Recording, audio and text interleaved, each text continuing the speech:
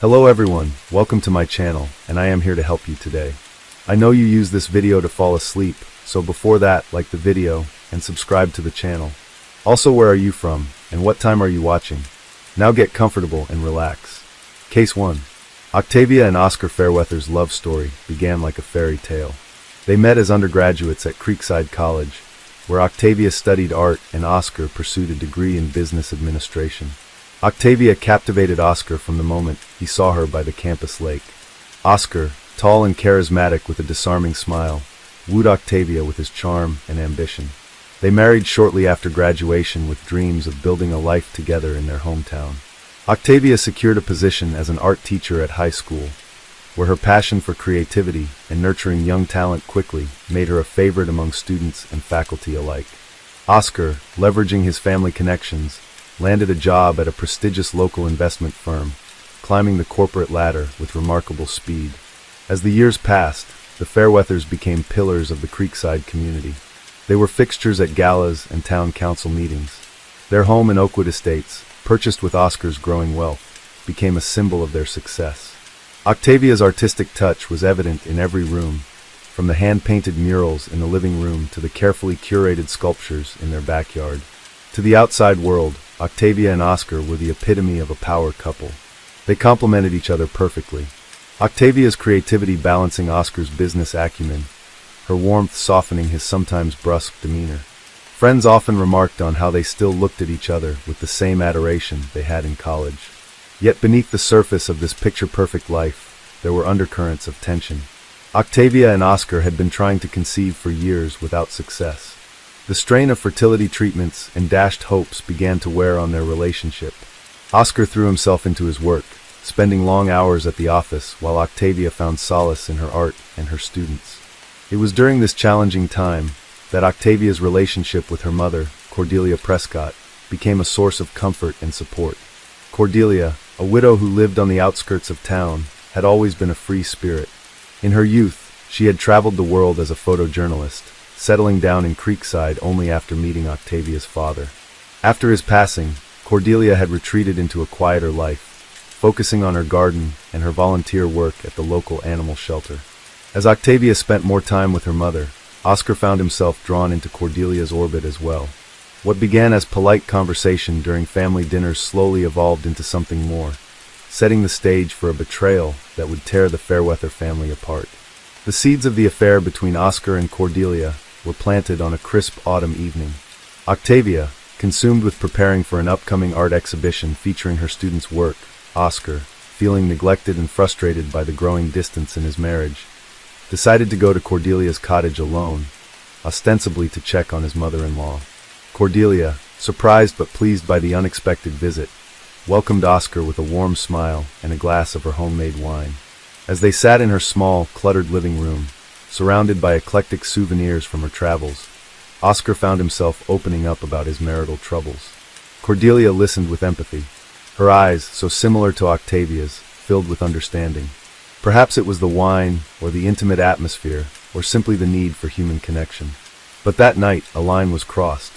A comforting touch lingered too long. A gaze held more meaning than it should have. By the time Oscar left Cordelia's cottage, both knew that something had irrevocably changed. In the weeks that followed, Oscar and Cordelia manufactured reasons to see each other. Cordelia suddenly needed help with home repairs, while Oscar discovered a newfound interest in gardening. Their clandestine meetings became more frequent, always carefully timed to avoid suspicion. During one of their early encounters, Oscar arrived at Cordelia's cottage to help fix a leaky faucet. As they worked side by side in the cramped space of her bathroom, the air between them grew thick with unspoken tension. Their hands brushed accidentally, sending electric shocks through both of them when Cordelia reached past Oscar for a towel. He caught the scent of her perfume, a heady mix of jasmine and vanilla that made his head swim. Their eyes met in the mirror, and for a moment neither could look away.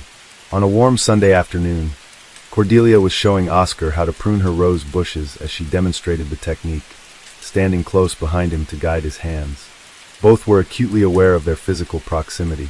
The gentle brush of her breath on his neck, the warmth of her body against his back, sent shivers down Oscar's spine. When he turned to ask a question, their faces were inches apart. Time seemed to stand still as they stood there, frozen in a moment of forbidden desire. During a rare moment alone at a family gathering, Oscar and Cordelia stole away to the secluded garden behind the house. Hidden from view by a trellis covered in climbing roses, they gave in to their desires. Their kisses were urgent, hands roaming with a desperation born of stolen moments. As they heard Octavia's voice calling for them, they quickly separated, straightening their clothes and hair. The guilt was immediate, but so was the thrill of their secret affair, adding a dangerous excitement to their illicit encounters. Their affair consumed them, blinding them to the consequences of their actions. In Cordelia's bedroom, a space once reserved for solitary nights, they now created a world of secret passion. The creak of bed springs and hushed whispers became a symphony of their illicit love, playing out against the backdrop of familial betrayal. As their physical intimacy deepened, so too did their emotional entanglement. What had started as a physical attraction morphed into something more complex and dangerous. They began to imagine a future together, heedless of the devastation such dreams would wreak on their family. It was this combination of physical passion and emotional connection that would ultimately lead to their undoing. They justified their actions in whispered conversations. Oscar spoke of feeling unappreciated and misunderstood by Octavia, while Cordelia confessed to a loneliness that had plagued her since her husband's death. They convinced themselves that their connection was special, something that transcended the boundaries of the conventional. As the affair deepened, so did their web of lies. Oscar began to invent business trips and late meetings. Cordelia feigned illness to avoid family gatherings. They communicated through a secret email account and disposable phones, always careful to cover their tracks, but with each deception, the weight of guilt grew heavier. Oscar found it increasingly difficult to look Octavia in the eye, while Cordelia's interactions with her daughter became strained and awkward. The very relationship that had once been Octavia's source of comfort was now tainted by betrayal. Neither Oscar nor Cordelia could have foreseen the devastating consequences their actions would have on the entire Fairweather family as they continued their illicit liaison. They remained oblivious to the suspicions beginning to form in Octavia's mind. The first inkling that something was amiss came to Octavia on a rainy Tuesday afternoon. She had decided to surprise Oscar with lunch at his office, only to be told by his confused secretary that he had left early, mentioning a meeting with a client. Octavia brushed it off as a miscommunication, but a seed of doubt had been planted. Over the following weeks, Octavia began to notice subtle changes in Oscar's behavior. He was more distracted, often lost in thought during their conversations. His phone would buzz at odd hours, and he would step out of the room to take calls in hushed tones. When questioned, Oscar would dismiss her concerns with vague explanations about work stress and important deals in the pipeline. Octavia's artistic sensitivity, usually a source of joy in her life, now became a curse as she picked up on minute details that others might have missed. The faint scent of unfamiliar perfume on Oscar's clothes, a lipstick smudge on a coffee mug he brought home from the office the way he sometimes avoided her touch. All these observations accumulated in her mind, forming a picture she didn't want to see. Her relationship with her mother also began to change. Cordelia, once eager to spend time with her daughter, now seemed distant and preoccupied. Their weekly tea sessions became less frequent, with Cordelia often canceling at the last minute, citing various commitments when they did meet. Octavia sensed a nervousness in her mother's demeanor, a reluctance to meet her eyes that was entirely out of character.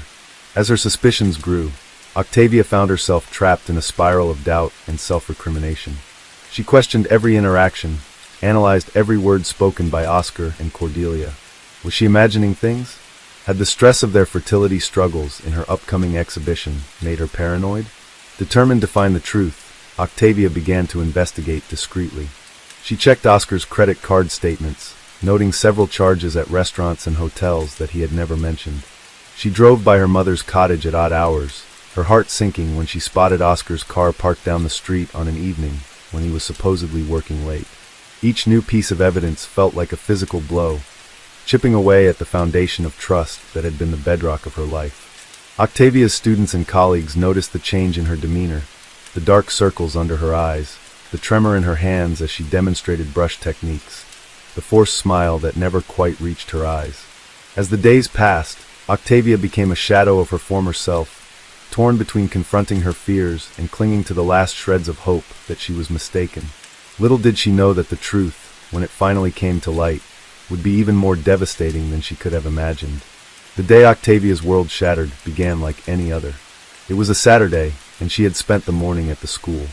Putting the finishing touches on the student art exhibition, Oscar had left early, mumbling something about a golf game with clients. As Octavia drove home, her mind preoccupied with last-minute details for the upcoming show, she decided on a whim to stop by her mother's cottage. Perhaps a cup of tea and a chat would help calm her nerves. As Octavia turned onto the quiet lane leading to Cordelia's home, her heart nearly stopped. There, parked behind, was Oscar's sleek black sedan for a moment. Octavia sat in her car, hands gripping the steering wheel. She told herself there could be an innocent explanation, but deep down she knew. With trembling legs, Octavia approached the cottage. The curtains were drawn, but through a gap she could see movement inside. Taking a deep breath, she used her key to unlock the door, pushing it open as quietly as possible. The sight that greeted her would be forever seared into her memory. There, on the floral-patterned couch, they were locked in an intimate embrace. Oblivious to the world around them, Cordelia's hair was disheveled. Shirt partially unbuttoned on the coffee table, 2 half-empty wine glasses stood as mute witnesses to their betrayal. For a moment, time seemed to stand still. Then, as if sensing her presence, Oscar and Cordelia looked up, the expressions on their faces, shock, guilt, and a flicker of defiance. What followed was a blur of emotions and accusations.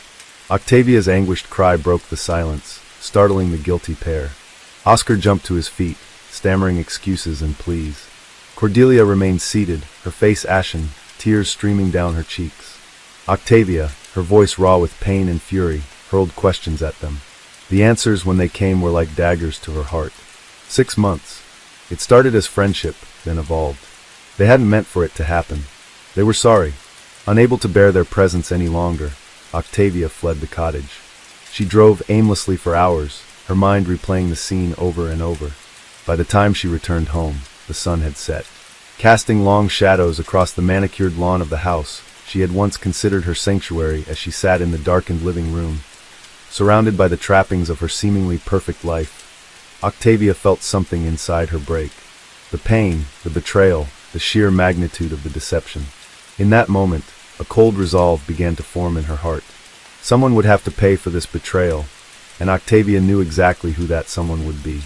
The events leading up to the fatal shooting unfolded over several tense hours on that warm summer evening. Octavia, having spent the day in a haze of grief and anger, found herself pacing the halls of her home like a caged animal. The tick of the clock in the foyer seemed to mock her, counting down the moments until her world would irrevocably change. As dusk fell, Oscar returned home. He entered cautiously, his usual confident stride replaced by hesitant steps. Octavia watched from the shadows of the dining room as he hung up his jacket and loosened his tie, the familiar routine now tainted by the knowledge of his betrayal. Oscar called out Octavia's name, his voice strained with apprehension. When she stepped into the light, he visibly flinched. The woman before him bore little resemblance to the vibrant, loving wife he had known. Octavia's eyes were red-rimmed and hollow, her posture rigid with barely contained fury. Oscar, his face a mask of guilt and desperation, launched into a litany of excuses and apologies. He spoke of feeling neglected, of the pressures of work and their fertility struggles. He claimed the affair had been a mistake, a moment of weakness that had spiraled out of control. With each word, Octavia felt her anger rising, a tide of rage threatening to overwhelm her. Without fully realizing what she was doing, Octavia found herself walking to Oscar's study. She knew he kept a handgun in the desk drawer, a precaution he had insisted on after a series of break insurance in the neighborhood. As if in a trance, she retrieved the weapon, feeling its cold weight in her hand. When she returned to the living room, Oscar's eyes widened in shock and fear. He raised his hands, backing away slowly, his words now coming in a panicked rush. He promised to end the affair, to go to counseling, to do whatever it took to save their marriage. But Octavia barely heard him. In her mind, she saw only images of Oscar and Cordelia together, their betrayal playing on an endless loop. What happened next was a blur of motion and sound. Oscar lunged forward, perhaps trying to disarm her.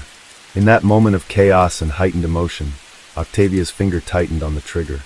The gunshot was deafening in the confines of the room, followed by an eerie silence, broken only by the tinkling of shattered glass from a fallen picture frame. Oscar staggered backward, a look of disbelief on his face as he pressed his hand to his chest. Blood seeped between his fingers, staining his crisp white shirt crimson. He collapsed to the floor, gasping for breath. His eyes locked on Octavia's in a silent plea. As the reality of what she had done crashed over her, Octavia dropped the gun. It clattered to the hardwood floor, the sound jolting her out of her shocked state. She rushed to Oscar's side, her anger instantly replaced by horror and regret. She pressed her hands against the wound, desperately trying to stem the flow of blood. Oscar's breathing was labored, his skin growing pale with trembling hands. Octavia reached for her phone, dialing 911. Her voice shook as she gave the dispatcher their address, pleading for an ambulance to hurry. As she waited for help to arrive, she cradled Oscar's head in her lap, whispering a mixture of apologies and pleas for him to hold on. The next few minutes felt like an eternity.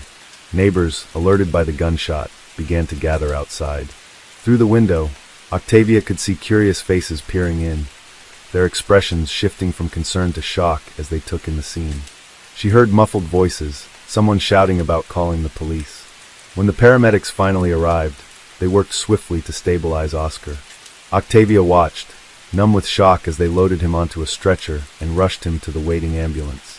As the sirens faded into the distance, Octavia found herself alone in the house, surrounded by the evidence of her actions. It wasn't long before the police arrived. Detective Mia Davis took charge of the scene, her keen eyes taking in every detail. As officers secured the area and began collecting evidence, Detective Davis approached Octavia, who sat motionless on the blood-stained couch. In a gentle but firm voice, Detective Davis informed Octavia of her rights and asked if she understood what had happened. Octavia, her voice barely audible, recounted the events of the day, the discovery of the affair, the confrontation, and the moment the gun went off. Throughout her statement, she seemed almost detached, as if she were describing something that had happened to someone else. As Octavia was led away in handcuffs, the gravity of the situation began to sink in. She caught glimpses of her neighbors watching from behind hastily drawn curtains, their faces a mix of horror and fascination. At the General Hospital, Oscar Fairweather clung to life in the intensive care unit. The bullet had missed his heart by mere inches, lodging dangerously close to his spine as he underwent multiple surgeries. A steady stream of colleagues and family friends visited their hushed conversations in the waiting room, filled with speculation and disbelief. Cordelia Prescott, racked with guilt and shame, attempted to visit her son-in-law but was turned away by the Fairweather family. She retreated to her cottage, refusing to answer calls or open her door. The weight of her role in the tragedy seemed to age her overnight, her once vibrant demeanor replaced by a haunted, hollow-eyed look. Detective Davis, meanwhile, delved deeper into the case. She interviewed friends, colleagues, and family members, piecing together the events that had led to that fateful night. The more she uncovered about the Fairweather family's history and the affair between Oscar and Cordelia, the more complex the case became. As the investigation progressed, public opinion in Creekside began to shift. What had initially been seen as a clear-cut case of attempted murder in a fit of rage was revealed to be a tragedy. Born of betrayal and shattered trust, the town found itself divided, with some sympathizing with Octavia's plight, while others condemned her actions as inexcusable regardless of the circumstances. One of the most crucial pieces of evidence came from an unexpected source. Octavia's best friend and fellow art teacher, Zara, came forward with a series of text messages. In the weeks leading up to the shooting, Octavia had confided her growing suspicions to Zara, detailing the signs of infidelity she had noticed. The messages revealed Octavia's emotional turmoil and her struggle to confront the truth, providing valuable insight into her state of mind. Inside the packed courtroom, the air was thick with tension as the judge called the proceedings to order. The prosecution, led by the ambitious District Attorney Vincent Harding, painted a picture of Octavia as a vengeful woman who had committed a premeditated act of violence. Harding argued that the shooting was not a crime of passion, but a calculated attempt to punish both her husband and her mother for their betrayal. Octavia's defense team, headed by the seasoned attorney, presented a different narrative. They portrayed Octavia as a victim of circumstances, a woman pushed to the brink by an unthinkable betrayal. Morales emphasized Octavia's impeccable character, her contributions to the community, and the extreme emotional distress she had been under at the time of the shooting. In their closing arguments, both the prosecution and defense made impassioned pleas to the jury. T.A. Harding emphasized the seriousness of the crime and the need for justice, while Morales urged the jurors to consider the extraordinary circumstances and Octavia's otherwise exemplary life. As the jury filed out to begin their deliberations, a hush fell over the courtroom. The fate of Octavia Fairweather now rested in their hands, and with it, the resolution of a tragedy that had shaken the town of Creekside to its core. After 3 days of intense deliberation, the jury returned with their verdict. They found Octavia Fairweather guilty of aggravated assault, a lesser charge than the attempted murder the prosecution had pushed for. The courtroom erupted in a mix of gasps and murmurs as the verdict was read, with Octavia standing stoically beside her attorney. The judge, taking into account Octavia's previously unblemished record and the extraordinary circumstances of the case, sentenced her to 5 years in prison, with the possibility of parole after 3 years. Additionally, Octavia was mandated to undergo psychological counseling and complete an anger management program. The sentence was met with mixed reactions. Some felt it was too lenient given the severity, while others believed it appropriately balanced justice with compassion. As Octavia was led away from the courtroom, the weight of her actions and the long road ahead seemed to finally settle on her shoulders. Oscar, having recovered from his physical wounds but forever changed by the experience, had moved to a different state to start anew. He and Octavia had divorced during her incarceration, their communication limited to formal letters and occasional phone calls. Despite the pain of their shared past, there was a tentative forgiveness between them, born of mutual understanding and regret. Cordelia had retreated from public life entirely. She lived as a virtual recluse in her cottage, her only contact with the outside world. Being the occasional visit from a home health aide, the weight of her role in the tragedy had taken a severe toll on her health and spirit. As Creekside slowly heals and life moves forward, the story of Octavia, Oscar, and Cordelia remains a powerful reminder of how quickly and irrevocably lives can change. It challenges us to examine our own relationships, to value the trust placed in us by our loved ones, and to consider the far-reaching impacts of our choices. Case 1. In the quiet town of Terre Haute, Indiana, a case would unfold that would leave a lasting impact on its residents. The story of Jason Wheeler, a man who had grown up in the small town, was not one of wealth or privilege. It was a story marked by struggles, poor decisions, and a slow descent into a world of crime. Jason was born in 1986 to a modest family. His parents, both hard-working but struggling to make ends meet, did their best to provide for him and his 2 younger sisters. They lived in a small house on the edge of town, where the sound of traffic from the nearby interstate could often be heard at night. Jason had always been a quiet, introverted child.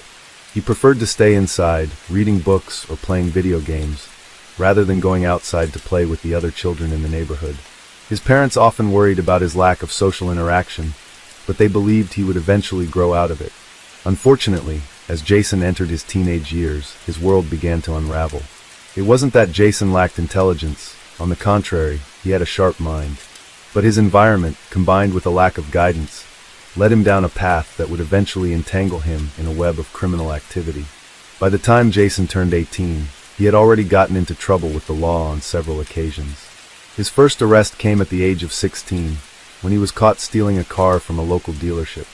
Though it was a minor offense, it set the stage for a series of increasingly serious crimes. Over the next few years, Jason's criminal behavior escalated. He was involved in petty theft, drug possession, and eventually armed robbery. With each crime, he became more desperate, more reckless, as if he was searching for something, validation, a sense of control, or perhaps just a way out of the misery he had built for himself. Despite his criminal activity, Jason was often able to avoid significant jail time.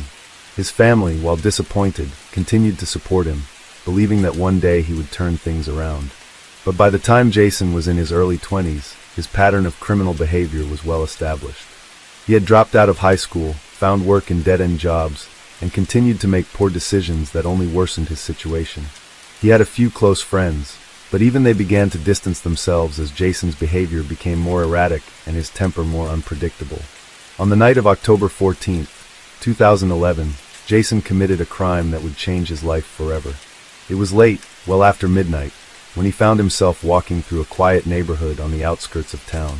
He had been drinking heavily, and the alcohol had clouded his judgment. He had no real plan in mind, but the desire to do something, anything, had taken over. As Jason wandered through the neighborhood, his thoughts became jumbled, his mind racing with thoughts of his failures and frustrations. He didn't know what he was looking for, but his eyes landed on a small convenience store.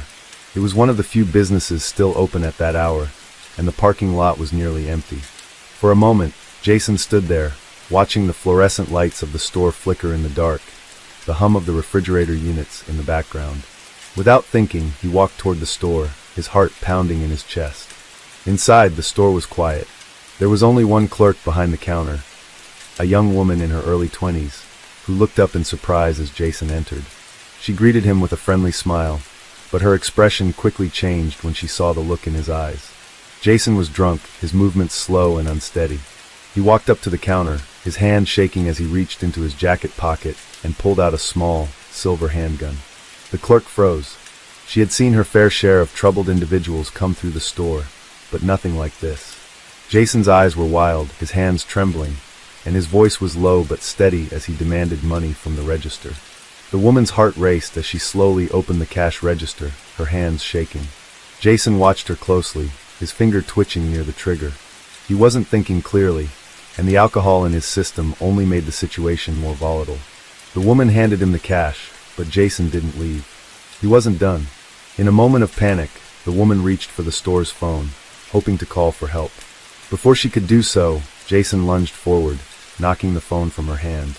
The two struggled briefly, but in the end, it was Jason who was left standing. The woman fell to the ground, her head hitting the counter as she lost consciousness. Jason stood over her, panting heavily, his heart racing. For a moment, he simply stared at her, the weight of what he had just done crashing down on him. His mind was foggy, the alcohol clouding his judgment even further. The sirens in the distance began to wail, and panic overtook him. He grabbed the money and fled the store, running through the dark streets as the world around him blurred. The next morning, the small convenience store was a crime scene. Police arrived to find the young woman unconscious on the floor, a bump on her head where it had struck the counter. They immediately began to search for evidence, and it didn't take long for them to identify Jason as the perpetrator.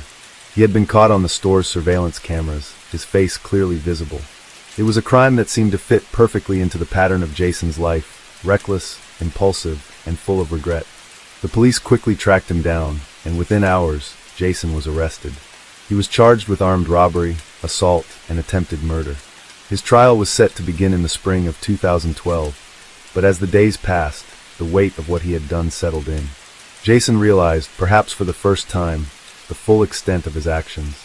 He had not just robbed the store, he had hurt someone who had done nothing wrong, someone who had simply been in the wrong place at the wrong time. As he sat in the cold, sterile holding cell, Jason wondered how he had come to this point. How had he allowed himself to spiral so far into darkness? He had known right from wrong, but the urge to escape, to numb the pain of his life, had always been stronger.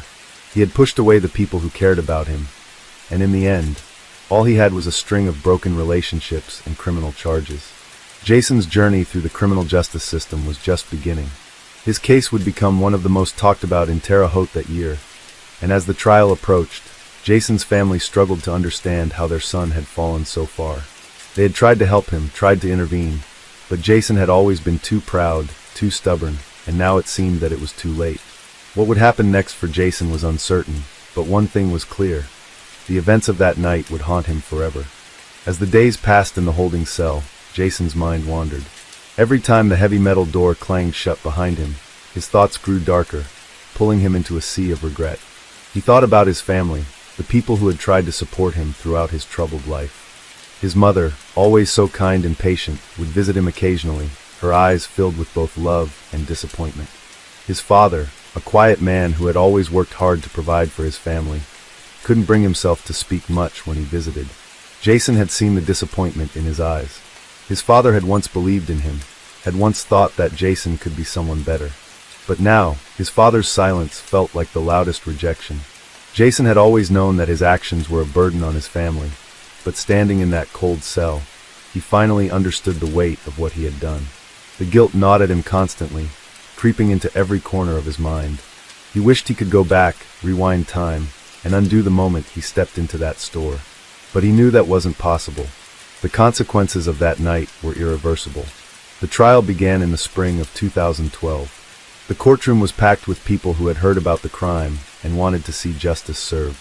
Jason's face, still fresh in the memories of those who had witnessed the robbery, was plastered across every local news outlet. He was no longer just another troubled young man in Terre Haute. He was now a symbol of the consequences of poor choices, of a life spiraling out of control. The prosecution presented their case first. They had the evidence. The surveillance footage showing Jason entering the store, the footage showing him brandishing the gun, and the terrifying moment when he lunged at the clerk. The evidence was damning, and the prosecution painted a picture of a man who had acted in cold blood, motivated by desperation and anger.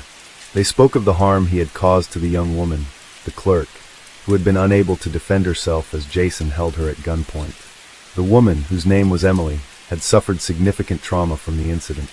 Not only had she been physically hurt, but the emotional scars were deep. She had been unable to return to work at the store for several weeks, and when she finally did, the fear of encountering a similar situation again lingered in the back of her mind. The prosecution made it clear that this was not just a robbery gone wrong. It was an assault that had left lasting consequences on an innocent person. The defense, on the other hand, argued that Jason's actions were the result of his troubled upbringing and his history of poor decisions. They spoke of his difficult childhood, his struggles with alcohol, and the lack of guidance that had shaped him into the person he had become. They claimed that Jason was not inherently violent, but had been overwhelmed by the circumstances of his life. They tried to paint a picture of a man who had lost his way, a man who had made one terrible mistake, but could be redeemed with the right help. Jason sat through the trial in silence, his eyes fixed on the floor most of the time. He didn't argue with the evidence, didn't try to dispute the charges. He knew the truth. He had done it. He had walked into that store with a plan, albeit a half-formed one, and he had followed through with it. There was no denying it. There was no excuse that could erase what had happened. As the trial continued, Jason's thoughts turned inward. He had spent so much of his life trying to avoid the truth, trying to escape from the consequences of his actions, but now, with the trial underway, he was faced with it all.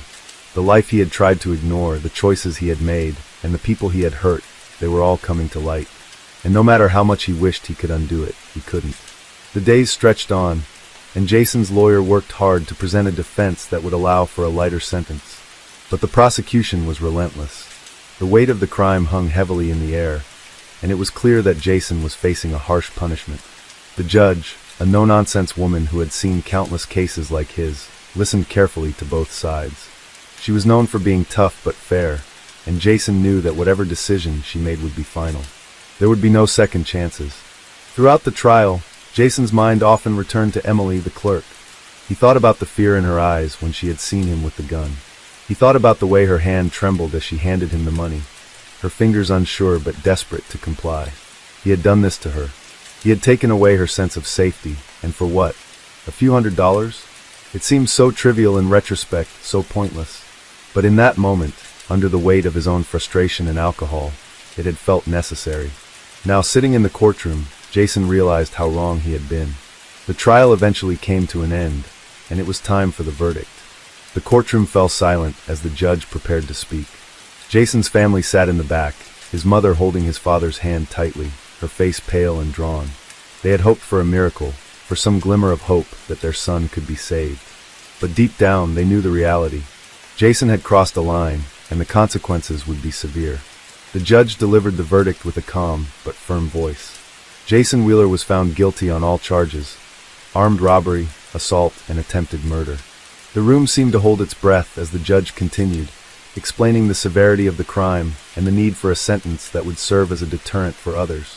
Jason's heart sank as the judge spoke of the victim's suffering, the lasting impact of the crime on her life. Jason had been prepared for this moment, but the weight of the words still hit him like a hammer. He was sentenced to 30 years in prison. It wasn't the death sentence, but it might as well have been. In many ways, Jason felt as though his life had already ended. The world outside the prison walls would no longer be his. He had ruined any chance he had of living a normal life, and the reality of his actions was more painful than anything else. In the days following the trial, Jason was transferred to the state prison in Terre Haute. It was a facility known for housing violent offenders, and Jason knew that he would be in for a tough time. But as he sat in the back of the police car, handcuffed and silent, he couldn't help but think that, in some strange way, prison was where he belonged. It was the logical consequence of a life built on bad choices. As Jason entered the prison gates, he knew that he would face many challenges. But perhaps the hardest challenge of all would be facing himself. The man he had become, the life he had led, it had all come down to this. And there was no escaping it now. As Jason entered the prison gates, a new chapter of his life began. A chapter marked by uncertainty, violence, and the harsh realities of life behind bars. The Terre Haute facility was known for its tough conditions, and Jason was keenly aware that his fate, from that point on, would be shaped by the environment he was about to enter. He was led into the intake area, a sterile and intimidating environment that smelled of antiseptic and sweat.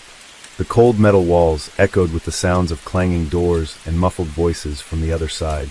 His handcuffs dug into his wrists as he walked through the hallways, his mind racing. He thought about what was to come, the rough days, the new rules he'd have to learn, the people he'd have to navigate. There was no escaping this. He was here now, a part of a broken system, a cog in a machine that had been grinding for years. The intake officers went through their usual procedures, taking his fingerprints, asking for his identification, and processing his arrival. Jason had no idea what to expect. The officers spoke to him in the same monotone voice they used with everyone, their faces impassive as they conducted their work. He was just another number to them, another inmate who would eventually fade into the background of the prison's everyday life. Jason was then escorted to his cell. The narrow hallway seemed to stretch endlessly before him, each step heavy with the weight of the unknown. He could hear the distant clanging of metal doors and the murmurs of voices, but everything felt muffled, as though the world outside had faded into oblivion. As they approached his cell, Jason couldn't help but glance at the other inmates who had gathered by their own doors, their eyes curious, sizing him up. His cell was small, barely big enough for a bunk bed, a toilet, and a tiny sink. The walls were stained with years of grime, and the flickering light overhead cast long shadows that danced across the floor. It was a far cry from the comfort of his life before prison, but Jason knew he would have to make do. His new reality had no room for comfort. The door clanged shut behind him, and Jason took a deep breath. The sound of the lock clicking into place sent a shiver down his spine. He was truly alone now, trapped in a world he could no longer escape. He didn't know what to expect, but he was certain of one thing. Survival in this environment would require a new version of himself, someone tougher, someone who could hold his own. The first few weeks in prison were the hardest. Jason spent most of his time alone in his cell, trying to adjust to the rhythm of life behind bars. He quickly learned that there were unwritten rules in prison, rules that didn't come with a manual but were taught through experience. The inmates who had been there longer had a language of their own, a set of codes that helped them navigate the daily challenges of prison life. Jason had to learn fast. The days blended together as he adjusted to the harsh schedule. Wake up early, get in line for meals, and endure long hours of silence or the occasional confrontation. He quickly became aware of the other inmates, their personalities, their strengths, and their weaknesses. Some men tried to keep their heads down, avoiding attention, while others sought power, looking for any opportunity to dominate the weaker ones. Jason was just another face in the crowd, but he wasn't sure how long he could stay invisible. Soon, Jason learned that in prison, the biggest threat often came from within the walls. Violence was a constant presence, lurking just beneath the surface. Fights broke out regularly over small slights, over power struggles, and over misunderstandings. There was no room for weakness in this place, and Jason, despite his guilt and remorse, had to find a way to protect himself. He didn't want to become one of the violent men. He didn't want to lose his humanity in the cold, unforgiving world of the prison. But the longer he stayed, the more he realized that survival here meant adapting. It meant finding allies, learning how to defend himself, and navigating the complex social structure that ruled the prison yard. As the months passed, Jason became more accustomed to the rhythm of prison life. He learned who to trust and who to avoid. He made a few friends, but they were the kind of friends who helped each other out of necessity rather than genuine camaraderie. In prison, everyone had their own motives, their own reasons for being there. Some were there for violent crimes, others for drug offenses, and still others for theft or fraud. Jason was just one of many, another soul trapped in the system. But amid the harshness and brutality, Jason began to reflect on his past, on the choices he had made. He thought about the robbery and how it had started as an impulsive act, a desperate attempt to escape the life he had been living. At the time, it had seemed like a quick fix, a way to grab control of his life, but it had spiraled out of control. The pain he had caused others, especially Emily, weighed heavily on him. He could still see her face, her eyes wide with fear as he held the gun. The image haunted him, and there were nights when he couldn't sleep, when he would lie awake, staring at the ceiling, replaying the moment over and over in his mind.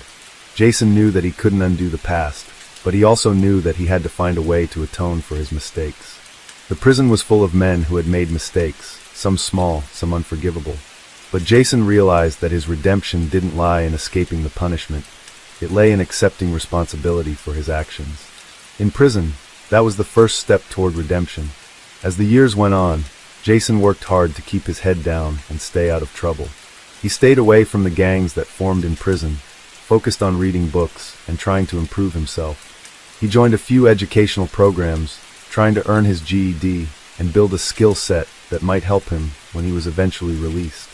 But even as he tried to move forward, the past continued to follow him. He had to face the truth of his crime every day, in every moment. And though he knew that he would never be able to truly escape the consequences of his actions, he held on to a sliver of hope that someday he might find a way to make things right, to earn back some measure of peace. Jason didn't know when or if that day would come, but for the first time since he walked into that store all those years ago, he felt a small flicker of hope. He didn't know how long it would last or where it would lead, but he was ready to face it, ready to do whatever he could to make things right. As the years went by in the penitentiary, Jason grew accustomed to the strict routines and the constant vigilance required to survive. He had learned how to blend in, how to be just another face in the crowd. But deep inside, he still longed for something more. He hadn't forgotten about Emily, the woman whose life he had shattered with his reckless actions. In the darkest corners of his mind, her face lingered like a ghost, reminding him of the pain he had caused. Jason's days consisted of the same monotonous routines: waking up early, standing in line for breakfast, cleaning his cell, and attending mandatory programs. The guards moved through the halls with an air of indifference, barely acknowledging the inmates, while the prisoners carried on with their own lives. Some read, some worked, and some spent their time plotting their next move. There was no escape from the grinding weight of time, and each day felt like a repeat of the last. But over the years, Jason had built a small sense of purpose within himself. He had become involved in a few educational programs, starting with his GED. At first, it had been just another way to pass the time, another distraction from the never-ending monotony of prison life. But soon, he realized how much he had missed learning, how much he had taken education for granted before everything had gone wrong. His teachers, though hardened by the system, were committed to helping the inmates better themselves. They saw the potential in their students, even if the world outside did not. Jason threw himself into his studies. He read anything he could get his hands on, from literature to history, philosophy to science. There was a sense of freedom and knowledge, a way to escape the confines of his physical reality, even if it was just for a few moments each day. But despite the education he was gaining, Jason knew that it wasn't enough. He needed more. He needed redemption, not just in the eyes of the world, but in his own eyes. The longer Jason stayed in prison, the more he understood that redemption wasn't a one-time event. It was a lifelong journey. It wasn't enough to just serve his sentence and walk out the door. He needed to change, to become a different person, someone who could hold his head up high, someone who could live with the mistakes he had made. He knew it wouldn't be easy. After all, he was surrounded by men who had committed terrible acts, who had lost their humanity in the process of surviving the brutality of the system. But Jason wasn't willing to let that happen to him. One day, as Jason was walking back from the library, he noticed something that stopped him dead in his tracks. Across the yard, he saw a familiar face, one that sent a chill down his spine. It was Marcus, the man who had been in the wrong place at the wrong time during the robbery. Jason had never seen Marcus again after the trial, but now, here he was, standing near the chain-link fence, talking with a few other inmates. It was as if time had frozen. For a moment, Jason couldn't breathe. The sight of Marcus brought a wave of guilt crashing over him. He had never truly apologized for what had happened that night, for what he had done to the man who had been caught in the crossfire of his foolishness. Seeing Marcus in the prison yard so close, yet so far, made Jason realize just how much he still had to atone for. The anger and frustration that had simmered inside him for years began to boil to the surface. He had to make things right. But how could he? After everything that had happened, could there ever be a way for him to undo the damage he had caused? Jason struggled with these thoughts for days. He watched Marcus from afar, too afraid to approach him.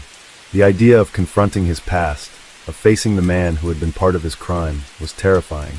What if Marcus hated him? What if he saw Jason as nothing more than a criminal, a reminder of the violence that had ruined their lives? But Jason knew that he couldn't run from it anymore. He had to face Marcus, and more importantly, he had to face himself. If he was ever going to heal, if he was ever going to be free of the burden that weighed so heavily on his conscience, he had to take this step. It took weeks before Jason finally found the courage to approach Marcus. He had carefully thought out what he would say, rehearsing it in his mind, but when the time came, the words didn't come out the way he had planned. Instead, he stood there, looking at Marcus with a mix of guilt and sorrow, unsure of how to begin. Marcus looked at him, his face expressionless, but there was something in his eyes, a flicker of recognition, followed by a look of wariness. Jason didn't know what to expect. He wasn't sure if Marcus even remembered him, but he had to try. "I'm sorry," Jason said, his voice barely above a whisper. "I know I can't undo what I did, but I need you to know that I'm sorry for what happened. I never meant for any of this to happen. I didn't want to hurt anyone." Marcus didn't say anything at first. The silence between them stretched on, long enough for Jason to feel his heart pounding in his chest. He thought for a moment that Marcus might just walk away, that the years of silence had hardened him to the point of no forgiveness. But then Marcus spoke. "I remember you," Marcus said quietly, his voice rough. You think I don't know what you did to me? You think I've forgotten? I haven't." Jason's heart sank. He had expected anger, but hearing the bitterness in Marcus's voice made him realize how deep the wound went. The damage he had caused wasn't something that could be fixed with a few words. It wasn't something that could be undone. But even in the harshness of Marcus's words, Jason heard something else, a hint of understanding, a flicker of acknowledgement. Marcus wasn't offering forgiveness, but he wasn't closing the door either. And in that moment, Jason understood. Redemption wasn't about making things right with others. It was about making peace with himself, accepting the consequences of his actions, and learning to live with them. The conversation didn't last long. Marcus walked away, and Jason stood there, feeling both lighter and heavier at the same time. He knew the road to redemption wouldn't be easy, but now he felt like he was on the right path. It wasn't about erasing the past, it was about owning it, accepting it, and learning to move forward despite it. As Jason walked back to his cell that day, he felt a shift within himself. It wasn't a dramatic change, but it was enough. He had taken a step forward, a step toward healing. The guilt still lingered, but it no longer consumed him. He had made a choice, and in that choice, he had found a small sliver of peace. Days turned into weeks, and weeks into months, but for Jason, nothing ever felt quite the same. The encounter with Marcus had altered something within him, shifting his perspective on the life he was trying to rebuild. He was still incarcerated, of course, still paying for the choices he had made, but the guilt that once gnawed at him so relentlessly was now tempered by something else. A quiet resolve, a commitment to changing who he was, even if it was only for his own sake. Jason had learned to occupy his mind with more than just his own regrets. He buried himself in his studies, read books that opened his mind to new worlds, new philosophies, and new ways of thinking. The more he learned, the more he realized how little he had understood about life and about the impact of his actions. It wasn't just the crime that haunted him, but the realization that he had once lived so thoughtlessly, so consumed by selfish desires and reckless ambition. He often thought back to the day when everything had changed, the night of the robbery. It had been a simple plan, a rash decision fueled by desperation and ignorance. But now, in the quiet solitude of his cell, he saw the disaster it had set into motion, the ripple effect that had destroyed lives in ways he couldn't have imagined.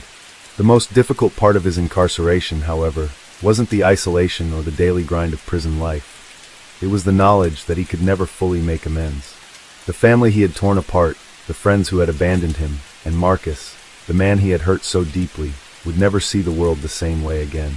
Jason could apologize until his voice grew hoarse, but the consequences of his actions would forever be etched into their lives. Still, he couldn't let that stop him. He had to try. Even if it was just a small effort, even if it was just a drop in the ocean, Jason believed that he could at least offer something. An apology, a gesture, a small act of kindness that could show he was different from the man he had been. His chance came one chilly autumn day, just as the leaves outside the prison yard began to turn a rich orange. Jason had been assigned to a work detail in the prison kitchen, a task he didn't mind. It gave him something to do, something productive, and it kept his mind from wandering back to darker thoughts. As he worked with a few other inmates, chopping vegetables and preparing meals for the prison population. A guard entered the kitchen with a man in tow. Jason barely glanced up at first, absorbed in his work, but then he heard the familiar voice, clear and steady, though a little older than it had been years ago. It was Marcus. He was standing near the door, hands cuffed behind his back, talking to the guard in a calm, measured voice. Jason's heart skipped a beat as he realized that Marcus had been brought into the prison, though he couldn't fathom why. His mind raced, wondering if this was another twist of fate, another moment where he would have to face the consequences of his actions in a new and unexpected way. Marcus wasn't in the same section of the prison as Jason. He was in a different security tier altogether, but he had been transferred to the kitchen for some unknown reason. Jason had no idea how long Marcus had been in prison or what had brought him here, but he couldn't help but wonder if their paths were destined to cross again. As the guard ushered Marcus to a workstation across the room, Jason's hands shook slightly. He had to face him again, had to confront the man who had been so deeply affected by his choices. But this time, Jason wasn't sure what he was supposed to do. He couldn't just apologize again, couldn't pretend that everything could be fixed with words. And yet, he couldn't ignore Marcus, couldn't simply let him slip into the background of his life without addressing the reality of their shared past. The next few hours felt like an eternity as Jason tried to focus on his work while stealing glances at Marcus from across the room. The silence between them was heavy, thick with years of unspoken words. Jason wanted to reach out, wanted to say something that would bridge the gap between them, but what could he possibly say? The years of separation had left them both changed in ways that couldn't be undone. By the time the work detail was over, Jason had worked himself into a frenzy of indecision. He needed to do something, anything, to make up for the hurt he had caused. But what? When the last bell rang, signaling the end of the workday, Jason lingered in the kitchen, watching as Marcus gathered his things and prepared to leave.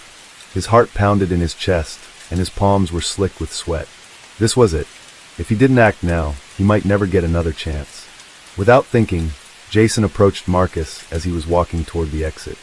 His footsteps were measured and deliberate, but his mind was racing. He didn't know what he would say, didn't know if Marcus would even want to hear it. But Jason couldn't let this opportunity slip by.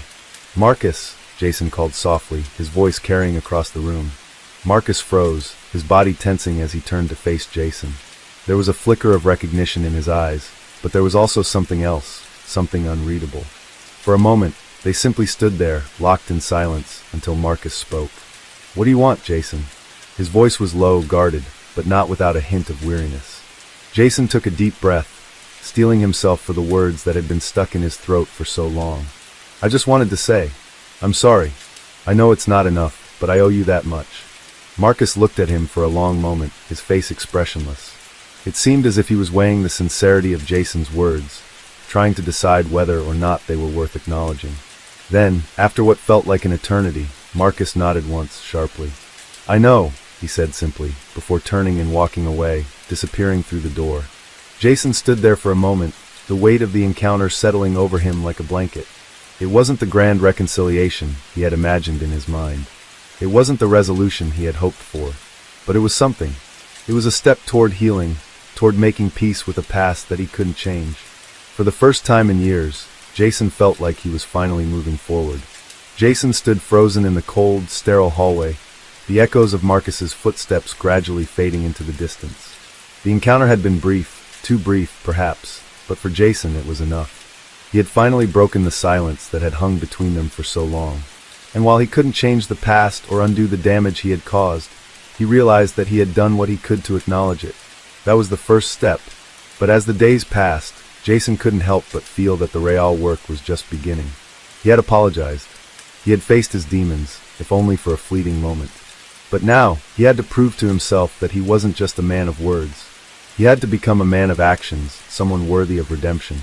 The time he spent in prison wasn't just about serving his sentence. It was about confronting the deep-seated parts of himself that had once led him to a path of crime and violence. He began attending therapy sessions, speaking to a counselor who helped him unpack the layers of anger, resentment, and fear that had built up inside him over the years. Through long conversations, he started to understand that much of his behavior had been a direct result of his upbringing, a childhood marked by neglect and hardship. Jason had grown up in a broken home. His father had been a violent drunk, and his mother had been emotionally distant. often leaving him to fend for himself. From a young age, Jason learned that survival was about taking what you could get, doing whatever it took to escape the harsh realities of his environment. It wasn't until he was much older that he realized just how deeply these formative years had shaped his worldview. He had spent so much of his life believing that the world was out to get him, and in turn, he became someone who took what he wanted without regard for the consequences. Now, as he sat in his prison cell, with the world behind bars and no way to escape, he began to understand that this mindset, the one that had led him to crime, wasn't the answer. The walls that once felt like a prison had become a strange kind of sanctuary, a place for introspection, where he could begin to rebuild himself. The counselor, a middle-aged woman named Linda, had become a key figure in Jason's transformation. She was patient with him, even when he was at his lowest, and she never judged him for the things he had done. Instead, she guided him through the difficult process of self-reflection, helping him unpack the layers of pain that had accumulated over the years. One afternoon, after a particularly emotional session, Jason sat on his bed, the weight of his thoughts pressing down on him. He had learned so much about himself, but it wasn't enough. He still had a long road ahead of him. His past actions haunted him, and he knew that he would have to do more than just acknowledge his wrongdoings. He would need to take concrete steps to make amends, even if those steps were small. Jason began volunteering for various programs within the prison, teaching literacy classes to fellow inmates, helping others prepare for their GED exams. At first, it had been a way to pass the time, but slowly, he began to see it as something more. Each time he helped someone, each time he shared what he had learned, he felt a sense of purpose that had been missing for so long. In those moments, he realized that the best way to make up for his past mistakes was to help others, to use his experiences to guide them away from the same pitfalls he had fallen into. It wasn't easy. The prison environment was still a brutal, unforgiving place. The other inmates were often skeptical of his newfound approach to life, and many saw him as weak for attempting to change. Some mocked him, others ignored him, but Jason kept pushing forward. He didn't need their approval. He only needed to stay true to himself and the lessons he was learning. Meanwhile, his thoughts continued to drift back to Marcus. He hadn't seen him since that brief encounter in the kitchen. He had no idea where Marcus was, what he had been through, or whether their paths would cross again. But Jason couldn't shake the feeling that their story was far from over. Several months passed, and Jason found himself in a routine. He was no longer the same man who had walked into the prison with a heart full of anger and regret. The work he was doing, whether it was teaching, volunteering, or simply reflecting on his past, had begun to reshape him. But there were still nights when the weight of his guilt would crush him, when the memories of his past would flood back with such intensity that he felt as if he were drowning. On one such night, as the prison lights dimmed and the sounds of the guards' footsteps echoed through the halls, Jason sat by his cell's small window, staring out at the darkened sky. His thoughts returned to Marcus once more, and for the first time in weeks, he felt the urge to reach out again. It was an impulse he couldn't ignore. He knew it might be pointless, that Marcus might not even remember him or care about the apology Jason had offered. But there was a part of him, something deep inside, that felt it was necessary. He needed closure, even if it wasn't the kind he expected. The next morning, Jason approached the prison warden with a request. He asked if he could write a letter to Marcus, if it was possible to make contact with him. The warden, after a brief pause, agreed, but under the condition that it was reviewed before being sent. Jason was grateful for the opportunity, though he didn't know what he would say. When he sat down to write the letter, his hand trembled slightly, but he forced himself to be honest, raw, and unflinching. He wrote about the mistakes he had made, the ways in which he had wronged Marcus, and how deeply sorry he was for the pain he had caused. It wasn't a long letter, just a few paragraphs, but it came from the heart, and for Jason, that was all that mattered. He sealed the envelope and handed it over to the warden, uncertain of what would come next. Days passed before Jason received a response. He had almost forgotten about the letter when one afternoon, a guard approached his cell with a piece of paper in hand. It was from Marcus. Jason opened it slowly, almost afraid to read what it might say. But as he unfolded the paper, he saw only a few words written in neat handwriting. "It's never too late to change. I hope you're doing well. Stay strong." Jason stared at the words for a long time, the weight of them sinking in. It wasn't a grand reconciliation, and it wasn't an answer to all of his questions, but it was enough. It was a sign that Marcus had heard him, that he had understood Jason's apology in his own way. And in that moment, Jason knew that his journey was far from over. There would still be obstacles to overcome, both inside and outside of prison. But he had taken the first step toward healing, and that was something he could carry with him, no matter what the future held. Case 2. In 2014, Iowa was shaken by a case that became one of the most mysterious and troubling criminal investigations in the state's history. The case involved a man named Brian McAllister, a 42-year-old resident of Des Moines. Brian was well known in his community, but not for reasons one might assume. He was a quiet man, one who often kept to himself, spending most of his time at home, avoiding large gatherings. However, behind the quiet exterior, something darker was brewing within his mind, something that, over time, would unravel the fabric of his life and the lives of those around him. Brian was employed as a construction worker, often working long hours on various projects throughout the city. His colleagues knew him as a hard worker, diligent and focused. Yet, over the past few years, his demeanor had changed. He had grown more withdrawn, less engaged with others. His once present smile had faded into a stoic expression, and he became a ghost of the man he once was. His neighbors could often hear strange noises late at night, muffled sounds that they dismissed as just the noises of a man working on home improvement projects in his garage. But in the summer of 2014, everything changed. It was on one ordinary Thursday evening that Brian McAllister became the center of a criminal investigation that would soon captivate the entire state of Iowa. What began as a routine missing persons case would eventually turn into a tangled web of lies, secrets, and murder. The story started with the disappearance of a local woman named Rebecca Carver, a 34-year-old mother of two who had lived just a few blocks away from Brian. Rebecca was known in the community as a friendly and approachable woman. She worked as a waitress at a local diner, and her warm smile had made her beloved by all who knew her. But one night, Rebecca failed to return home from work.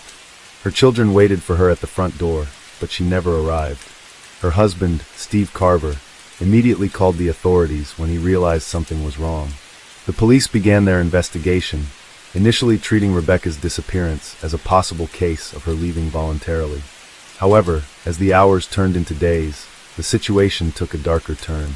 The Carver family, devastated by their missing loved one, desperately reached out to the community for help. Flyers were posted, social media pages were flooded with messages, and local news outlets began reporting on the missing woman. The case became one that not only saddened the small town, but also puzzled the police. It wasn't long before Brian McAllister's name surfaced in the investigation.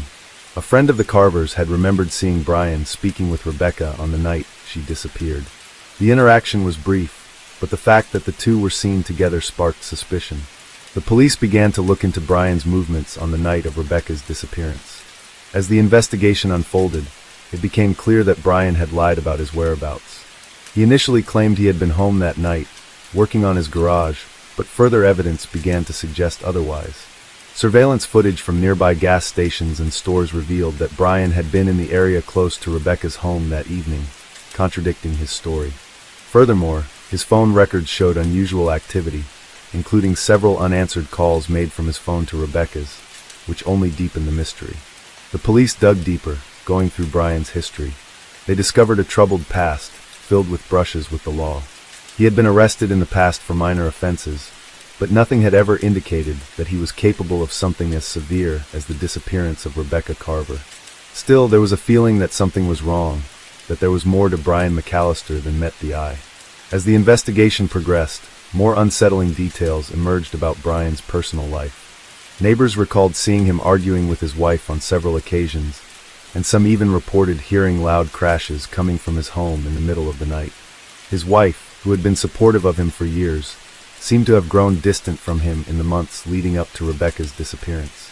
She was often seen in tears, and her once optimistic demeanor had turned cold and withdrawn. Despite this, there were no concrete links between Brian and Rebecca's disappearance, at least not until a breakthrough came from an unlikely source. A local resident had been walking his dog near the woods on the outskirts of town when he stumbled upon a piece of evidence that would change the course of the investigation. Hidden beneath a pile of fallen leaves, the man discovered Rebecca's handbag, which contained her ID, cell phone, and a few personal belongings. The discovery was chilling, but it also confirmed the police's worst fears. Something had happened to Rebecca. The investigation took a turn when Brian was officially named a suspect in the case. The police began to track his every move, and soon, they discovered something even more unsettling. A hidden compartment in Brian's garage was found, one that contained items that could only be described as disturbing. Inside were tools, pieces of clothing, and other items that appeared to have been recently used. The police believed they had finally found the link between Brian and Rebecca, but they needed more evidence to make an arrest. As the days passed, tension in the small town grew. The community was in shock, unable to understand how someone they had known for years could be involved in such a horrific crime. For the Carver family, the pain of not knowing what had happened to Rebecca was unbearable. They held on to hope, praying that she would be found alive, but deep down, they feared the worst. It was during this time that the police received a tip from an anonymous source, someone who claimed to have overheard a conversation between Brian and a friend. The tipster reported that Brian had confessed to having a violent altercation with Rebecca on the night she disappeared. The details were vague, but it was enough to convince the police that they were closing in on the truth. What happened next would change everything. The investigation entered a tense phase. The Carver family continued their daily lives, clinging to the hope that Rebecca would eventually return, but every passing day only deepened their despair. The community, once a place of quiet comfort, had become a hotbed of rumors and anxiety. Neighbors who had once shared friendly waves across the street now avoided eye contact, wary of each other as suspicion hung in the air like an ominous cloud. Despite the mounting evidence and growing suspicions surrounding Brian McAllister, the police faced the challenge of solidifying their case. They had the handbag, they had the tip-off, and they had the surveillance footage that contradicted Brian's alibi, but there was still no concrete evidence linking him directly to Rebecca's disappearance. Without that, an arrest couldn't be made. Without it, there was a looming sense of helplessness among the investigators. As the police continued to dig deeper into Brian's past, they found that his life was a mosaic of missed opportunities and unresolved frustrations. Brian had grown up in a broken home, one where his father had abandoned the family when he was young, and his mother struggled to keep them afloat. His early years had been marred by neglect and a sense of loneliness that followed him into adulthood. He never seemed to form lasting relationships, and although he managed to hold down jobs, he never found a sense of fulfillment. Brian's quiet demeanor and reluctance to engage with others were often misinterpreted as shyness, but those who knew him better recognized something else beneath the surface. There was a sense of simmering rage within him, a darkness he seemed to keep locked away. His marriage had become strained over the years, and while he never raised his voice in public, his wife often spoke of how unpredictable he had become at home. Small disagreements would escalate quickly into violent outbursts, and his anger seemed to be triggered by the most trivial things. The more the police learned about Brian, the more they began to suspect that his frustrations had reached a boiling point. Rebecca Carver, with her friendly and approachable nature, might have unwittingly become a target for Brian's anger, whether directly or in a way that made sense only to his troubled mind. In the days following the discovery of Rebecca's handbag, the authorities received another crucial piece of information. A man named Jared Bellamy, a longtime friend of Brian's, came forward with startling information. He admitted that he had been talking to Brian the night Rebecca disappeared. According to Jared, Brian had confided in him about a heated argument he had with Rebecca. The argument, he claimed, was over something trivial, though Brian had become visibly agitated while recounting it. Jared, who had known Brian for years, was worried about him. He said that Brian had become increasingly unpredictable over the past few months, his behavior shifting from calm to erratic in a matter of seconds. Still, Jared didn't think Brian was capable of something violent. He dismissed his friend's behavior as mere frustration with his life. But then, Jared overheard something that chilled him to the core. Brian had mentioned, in passing, how much he hated Rebecca for her perfect life. He expressed envy over her ability to move freely through the world, something that Brian felt he could never attain. The conversation, according to Jared, had taken an unsettling turn when Brian casually remarked that, if she wasn't around, things would be easier. Jared didn't take it seriously at first, assuming it was just a momentary expression of anger. But now, hearing about Rebecca's disappearance, he knew he couldn't ignore it any longer. The police interviewed Jared several times, and his testimony became a key piece of the puzzle. It provided a motive for Brian's actions, something that had previously been missing from the case. It also created a direct link between Brian's thoughts and Rebecca's fate. The detectives now had something they could work with: anger, envy, and a history of troubled behavior. In the days that followed, the police returned to Brian's home with renewed focus. They searched the property again, this time with a more experienced team of forensic experts. They scoured every inch of his garage, his house, and the surrounding grounds, looking for anything that might have been overlooked during previous searches. The breakthrough came when a set of investigators stumbled upon a small, inconspicuous shed in the back of Brian's property. The shed, which had appeared to be nothing more than a storage unit, had been locked at the time of previous searches. When the police managed to gain access to it, they found evidence that sent shockwaves through the entire investigation. Inside the shed were several items that seemed out of place: old clothing, a torn-up photograph of a woman, and a small box containing various objects that had been carefully arranged. Among these items, however, was something much more significant. A blood-stained piece of fabric was found, and forensic analysis quickly confirmed that it matched Rebecca's clothing. Additionally, a small knife was discovered, hidden beneath a pile of old tools. It was enough to make the police confident that they were closing in on the truth. They had found tangible evidence that linked Brian to Rebecca's disappearance. The discovery of the fabric and the knife were crucial, and they solidified their suspicion that Brian McAllister had been involved in something far darker than anyone had imagined. The following days were filled with intense questioning, surveillance, and mounting pressure on Brian. He remained calm during his interrogations, maintaining his story that he had nothing to do with Rebecca's disappearance. However, the weight of the evidence against him was growing stronger. His alibi had unraveled, his movements had been traced, and now there was undeniable forensic evidence pointing to his involvement. Despite the mounting pressure, Brian refused to confess. He maintained his innocence, insisting that he had no idea how Rebecca's belongings had ended up on his property. But the truth was becoming more and more apparent.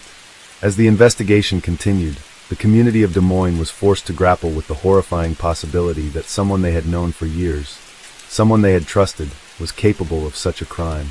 The fear and suspicion that had taken root in the town only intensified as the evidence continued to mount. For the Carver family, the waiting was unbearable.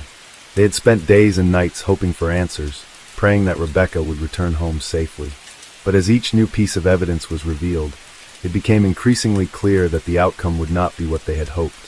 The authorities, now convinced of Brian's involvement, were preparing for the next phase of the investigation. They were ready to make an arrest, but they knew that it would not bring back Rebecca. It would not erase the pain and heartbreak that the Carver family had endured. But it was a step toward justice, a step that would bring some closure, even if it came too late. It was on a cool September morning that the arrest was made. Brian McAllister was taken into custody without incident, his expression as stoic as ever. The quiet man who had once lived among them as a neighbor and colleague was now a criminal, a man whose secrets had been exposed for all to see. His arrest sent shockwaves through the town, but for the Carver family, it was just the beginning of a long and painful journey toward healing. The trial that followed would reveal more details about Brian's troubled past and the dark forces that had driven him to commit the unimaginable. But for now, the people of Des Moines could only take solace in the fact that the man responsible for Rebecca's disappearance was no longer free. The investigation was over, but the scars left behind would take much longer to heal. As for Brian, his life had come to an end, at least the life he had known. The man who had once been a quiet and unremarkable figure in the community was now infamous, a reminder of how darkness can sometimes hide in plain sight. And for the Carver family, the pain of their loss would never truly fade, but at least they had an answer that, though painful, allowed them to begin the difficult process of moving forward. The days that followed Brian's arrest were filled with a mixture of relief and sorrow for the Carver family. Their daughter, their sister, was still missing, but they now had a sense of direction, an understanding that the man they had once trusted, their neighbor and community member, was responsible for the tragedy that had shattered their lives. But while the police had their suspect, there was still so much left unanswered. Rebecca's body had not been found. In the early days of the investigation, the police had combed through wooded areas, fields, and abandoned properties in an attempt to locate her. They had used dogs, drones, and every available tool, but so far, nothing had turned up. The discovery of Brian's involvement in the crime had been a turning point, but it only opened up more questions. Where was Rebecca? What had happened to her after she left her parents' home that fateful evening? The answer came nearly a week later. Detectives had obtained a search warrant for Brian's phone records and had discovered something that would change the course of the investigation. A series of cryptic text messages had been exchanged between Brian and an unknown contact on the night of Rebecca's disappearance. The content of the messages was unclear, but what stood out was the timestamp. They were sent shortly after Rebecca was last seen. It wasn't just that Brian had been in contact with someone, it was that he had sent multiple texts, all with an urgency that was impossible to ignore. The police moved quickly. They traced the phone number to a burner phone, one that was registered under a fake name. It took days of digging, but they eventually discovered that the phone had been used to communicate with a network of individuals who had ties to organized crime in the area. This revelation left the detectives in a state of confusion. Why had Brian, a man with no apparent criminal connections, been in contact with people involved in such dangerous dealings? What did this have to do with Rebecca's disappearance? As the investigation deepened, it became apparent that Brian's connection to these criminal elements was not incidental. Over the years, he had found himself entangled in a series of bad decisions, small gambling debts, unpaid loans, and dealings with shady characters. Brian, it seemed, had become someone who, once faced with the pressure of his spiraling life, was willing to go to extreme lengths to escape the consequences of his own actions. Detectives started to piece together a chilling picture of what might have happened the night Rebecca disappeared. It was no longer just a crime of passion or misplaced anger. It seemed to be part of a darker, more calculated scheme. It was a former associate of Brian's who would ultimately provide the most valuable insight. Adam Clark had once been one of Brian's closest friends, though their relationship had soured over time. Adam had known about Brian's gambling issues and the increasing pressure he faced from people who expected him to pay off his debts. But it wasn't until the arrest that Adam understood the true extent of Brian's troubles.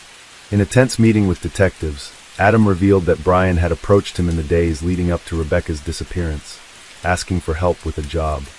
At the time, Adam had dismissed it as another of Brian's desperate attempts to get out of trouble. But looking back, Adam now realized that the job was not just a financial transaction. It was something far more sinister. Brian had needed someone to help him find a way to make a large sum of money disappear, and he had come up with a plan. He had spoken vaguely about using Rebecca as leverage. "I didn't know what he was planning," Adam confessed to the detectives. "But the more he talked, the more I realized he was in deep with people who weren't just going to let him slip away. I didn't think he would actually go through with it. Not Rebecca. She was just a kid." Adam's revelation turned the investigation on its head. Brian had been under immense pressure to resolve his financial troubles, but his solution had been terrifyingly simple. Take someone close to him and use them as a bargaining chip to get out of his debts. The more detectives learned about Brian's interactions with organized crime figures, the clearer the picture became. He had been deeply in debt to these individuals, and they had been pressuring him for months. But when Brian realized that there was no way out of the hole he had dug for himself, he made a fateful decision. Rebecca, who had always been friendly to him, had become an easy target. In his mind, she was expendable, a way to secure his freedom from the debtors who had been breathing down his neck. As the pieces of the puzzle fell into place, the search for Rebecca became even more urgent. The police now believed that Brian had been in contact with a group of men who had helped him kidnap her. They also suspected that Rebecca had been taken to a location on the outskirts of town, a secluded spot that Brian knew well. It was a place where he could hide her long enough for the criminals to get what they wanted. The detectives put together a team and began their search in earnest. They combed through the area, checking abandoned houses, empty fields, and any location where someone could hide a person without being noticed. The clock was ticking, and with each passing day, hope seemed to slip further away. On the 5th day of the renewed search, they found something. It was a small, dilapidated cabin on the edge of a dense forest. The structure had been abandoned for years, but someone had recently been inside. The door was ajar, and as the police entered the cabin, they found the remnants of a crime scene. A blood-stained blanket, signs of a struggle, and most damning of all, a piece of jewelry that belonged to Rebecca. The discovery of the cabin was a turning point. It provided definitive evidence that Rebecca had been held captive at that location, and it confirmed the worst fears of her family. The question now was whether they would find her alive or dead. The discovery also led the police to make another arrest, one that would add another layer to the already complex case. One of the men Brian had been in contact with was arrested as a part of the organized crime ring. His name was Carlos Mendez, and he had been involved in a string of criminal activities in the area, including human trafficking and drug smuggling. Carlos was linked to the group that Brian had been trying to impress, and it was clear now that Brian had been trying to prove himself to these dangerous individuals. Carlos Mendez's arrest led to a wealth of information, and in the days that followed, several more arrests were made. The police had uncovered a network of criminals operating in the shadows of Des Moines, people who had been exploiting individuals like Brian for years. It was a network that had ties to dangerous activities, and one that now had to be dismantled piece by piece. But the investigation into Rebecca's disappearance wasn't over. It was just getting started. Days turned into weeks, and the weight of the search for Rebecca continued to hang over Des Moines. Despite the extensive search efforts, there was still no sign of her. The cabin had provided a crucial lead, but it had not led to a definitive discovery of her whereabouts. The community, once filled with a sense of normalcy, had become a place of tension. People whispered in the streets, and the local news stations played the same heartbreaking footage every evening. The face of Rebecca Carver, a young woman whose life had been abruptly stolen from her, stared back from every screen, her absence a hole in the lives of those who knew her. The police were under immense pressure. The trail was growing colder, and each day that passed without finding Rebecca felt like another loss. Yet, they couldn't give up. They couldn't let go of the hope that somehow, somewhere, there would be a breakthrough. In the midst of this uncertainty, new evidence began to emerge, bringing with it a mix of dread and hope. The breakthrough came when one of the individuals arrested in connection to Brian's crime ring, a man named Ethan Walsh, made a deal with the authorities. Ethan was a low-level enforcer for the network Brian had gotten tangled up with, and his position in the criminal operation was tenuous at best. It didn't take much for the detectives to convince him to cooperate. Ethan wasn't a hardened criminal. He was a man who had made a series of bad choices, each one leading him deeper into a world he hadn't been prepared for. When the pressure from law enforcement mounted, Ethan saw the opportunity to escape the nightmare he had been living. He was granted a deal in exchange for his cooperation, but the price for his freedom came at the expense of his soul. It was during a lengthy interrogation that Ethan revealed the location where he believed Rebecca had been taken after the cabin. His confession was both shocking and heartbreaking. According to Ethan, Rebecca had been moved several days after she had been held at the cabin. Her captors, fearing that the investigation was closing in on them, had decided to relocate her to a new location, a remote farmhouse on the outskirts of the city. "Why are you telling us this now?" one of the detectives had asked him, his voice cold, barely masking the disdain he felt for Ethan's involvement in such a horrific crime. I never wanted to be part of this," Ethan had replied, his voice shaking. "I thought it would be another job, another simple thing, but when they started talking about Rebecca, it was too much. I couldn't keep doing it." The confession was enough to send the detectives into action. Within hours, they had assembled a team and headed to the farmhouse. The location was difficult to reach, tucked away in the rolling hills of rural Iowa, far from the eyes of the public. The farmhouse had been abandoned for years, its walls weathered and its windows shattered. It seemed like the perfect hiding place for anyone trying to remain undetected. But the detectives were hopeful that they would finally find the answers they had been desperately seeking. As they approached the farmhouse, their hearts raced with anticipation. The air was thick with the weight of the moment. This could be the breakthrough they had been waiting for. They entered the building with caution, their flashlights illuminating the dark corners of the abandoned structure. The silence was deafening, and each creak of the floorboards beneath their feet felt like an eternity. The first room they checked was empty. The second room was the same. But in the third, they found something that made their blood run cold. There, lying in the corner of a dilapidated bedroom, was a bundle of clothes and blankets. The figure was curled up in a fetal position, and for a brief moment, the detectives feared the worst. They approached cautiously, their hearts pounding in their chests. But as they drew closer, they realized with a mixture of relief and horror that the figure was indeed Rebecca, alive, but barely. Her body was weak, her face pale, and her eyes were clouded with confusion and fear. She had been held captive for weeks, isolated from the world, but she was still alive. It was a miracle, one that brought a sense of hope to her family, but it was also a reminder of the horrors she had endured during her captivity. Rebecca was rushed to the hospital immediately. Her family, who had been holding on to a fragile thread of hope, received the news with a mixture of joy and heartbreak. They had their daughter back, but she had been irrevocably changed by the ordeal she had survived. The doctors and medical staff worked tirelessly to stabilize Rebecca's condition. The physical trauma was extensive, but it was the emotional scars that would take the longest to heal. She had been subjected to unimaginable abuse, both physical and psychological, and the road to recovery would be long and difficult. But the fact that she had survived the nightmare that had been her life for the past several weeks was a testament to her strength and resilience. As Rebecca slowly regained her strength, the investigation into her abduction continued.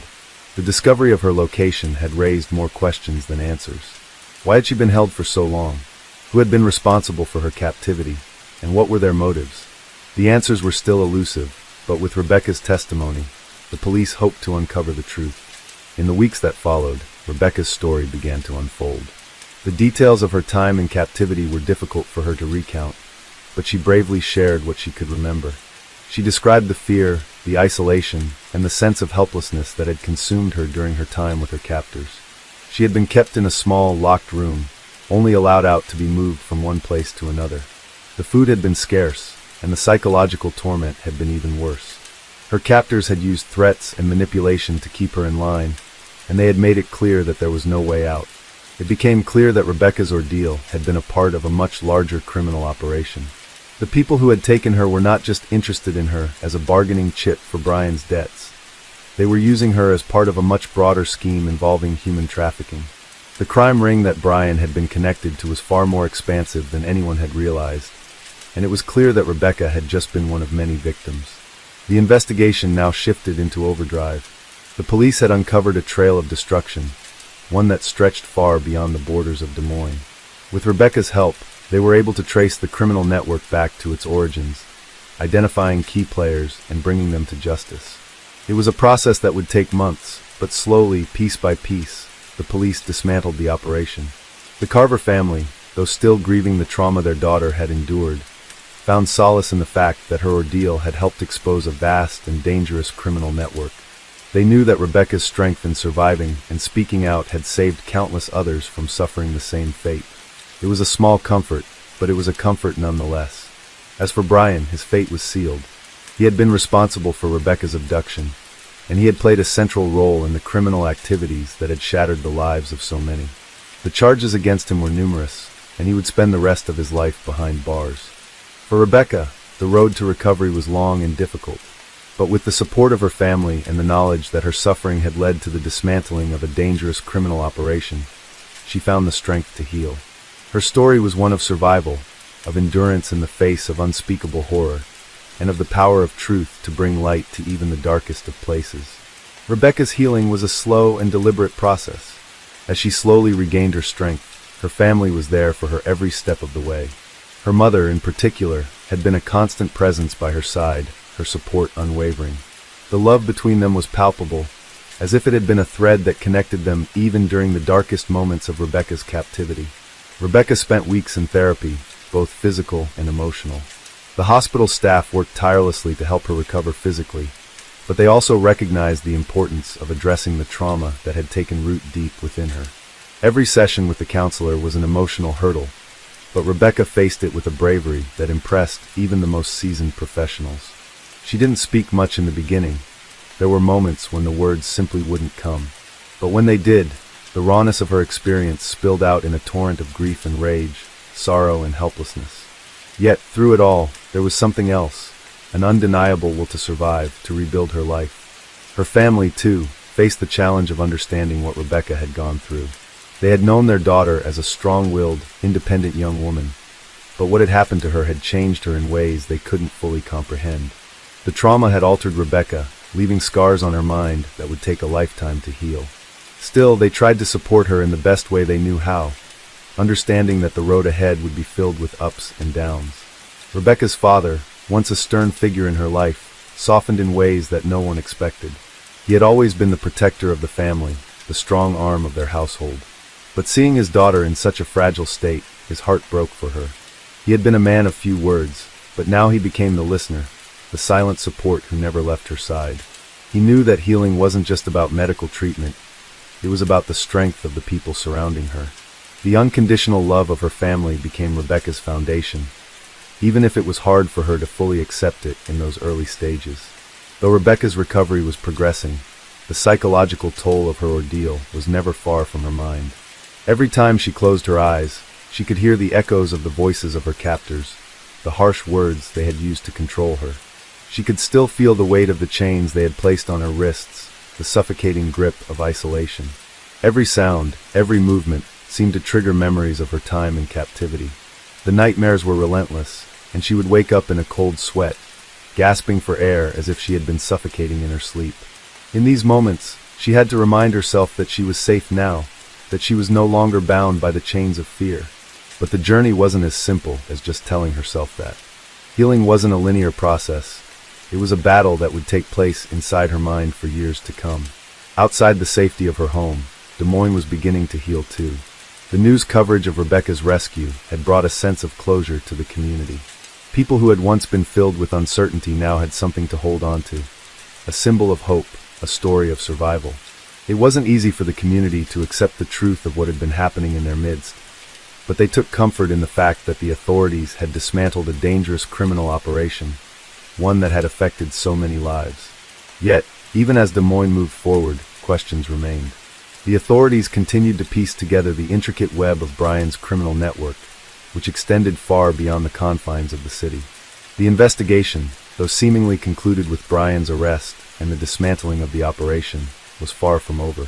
There were still other members of the network out there, hiding in the shadows, and the police knew that it was only a matter of time before they would have to confront the full extent of what had been happening under their noses.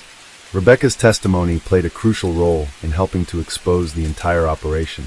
In the weeks following her rescue, she met with detectives and law enforcement officials, recounting everything she could remember about the people who had held her captive. It was painful for her, but she knew that her willingness to share the details of her captivity was essential in bringing those responsible to justice. Some of the names she recalled were familiar to the authorities, but there were others whose involvement in the criminal network had gone unnoticed until now. The investigation revealed that Brian had been just one cog in a much larger machine, a machine that spanned across state lines and involved trafficking rings that extended deep into the heart of the country. The full scale of the operation was chilling, and as the pieces fell into place, the police realized just how close they had come to losing Rebecca forever. But even as the police worked to track down the remaining members of the network, there was a deeper, more unsettling truth that began to emerge. Rebecca's captors weren't just criminals. They were part of a larger underworld, one that profited from the misery of others. The trafficking ring they had been a part of was just the tip of the iceberg, a small piece of a much darker puzzle. For Rebecca's family, the emotional aftermath of the ordeal was just beginning. Her parents had been through the worst possible nightmare and had emerged on the other side, but the weight of what had happened to their daughter was something they would carry with them forever. There were times when they struggled to understand what their daughter had gone through, times when they found it difficult to speak of it without the painful lump in their throats. But they continued to support Rebecca, never wavering in their belief that she would overcome whatever demons haunted her.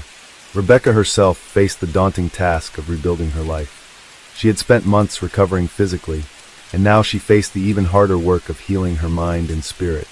Each day was a small victory, a step closer to the woman she used to be, but she knew that she would never be the same. The girl who had gone missing months ago was gone, replaced by someone stronger, someone who had faced unspeakable horrors and had survived. But as she sat with her family on quiet evenings, talking about the future, she realized that she could still find peace. She could still create a life that was meaningful and filled with love. It wouldn't be easy, and it wouldn't be the life she had envisioned before all of this, but it was hers. And that, she realized, was enough. The world outside may never understand the full extent of her suffering, but Rebecca had come to understand something important. The journey of healing was a solitary one, but it was also a journey that required the support of those around her. And she had that in abundance. Her parents, her friends, and her community, each of them played a role in her recovery.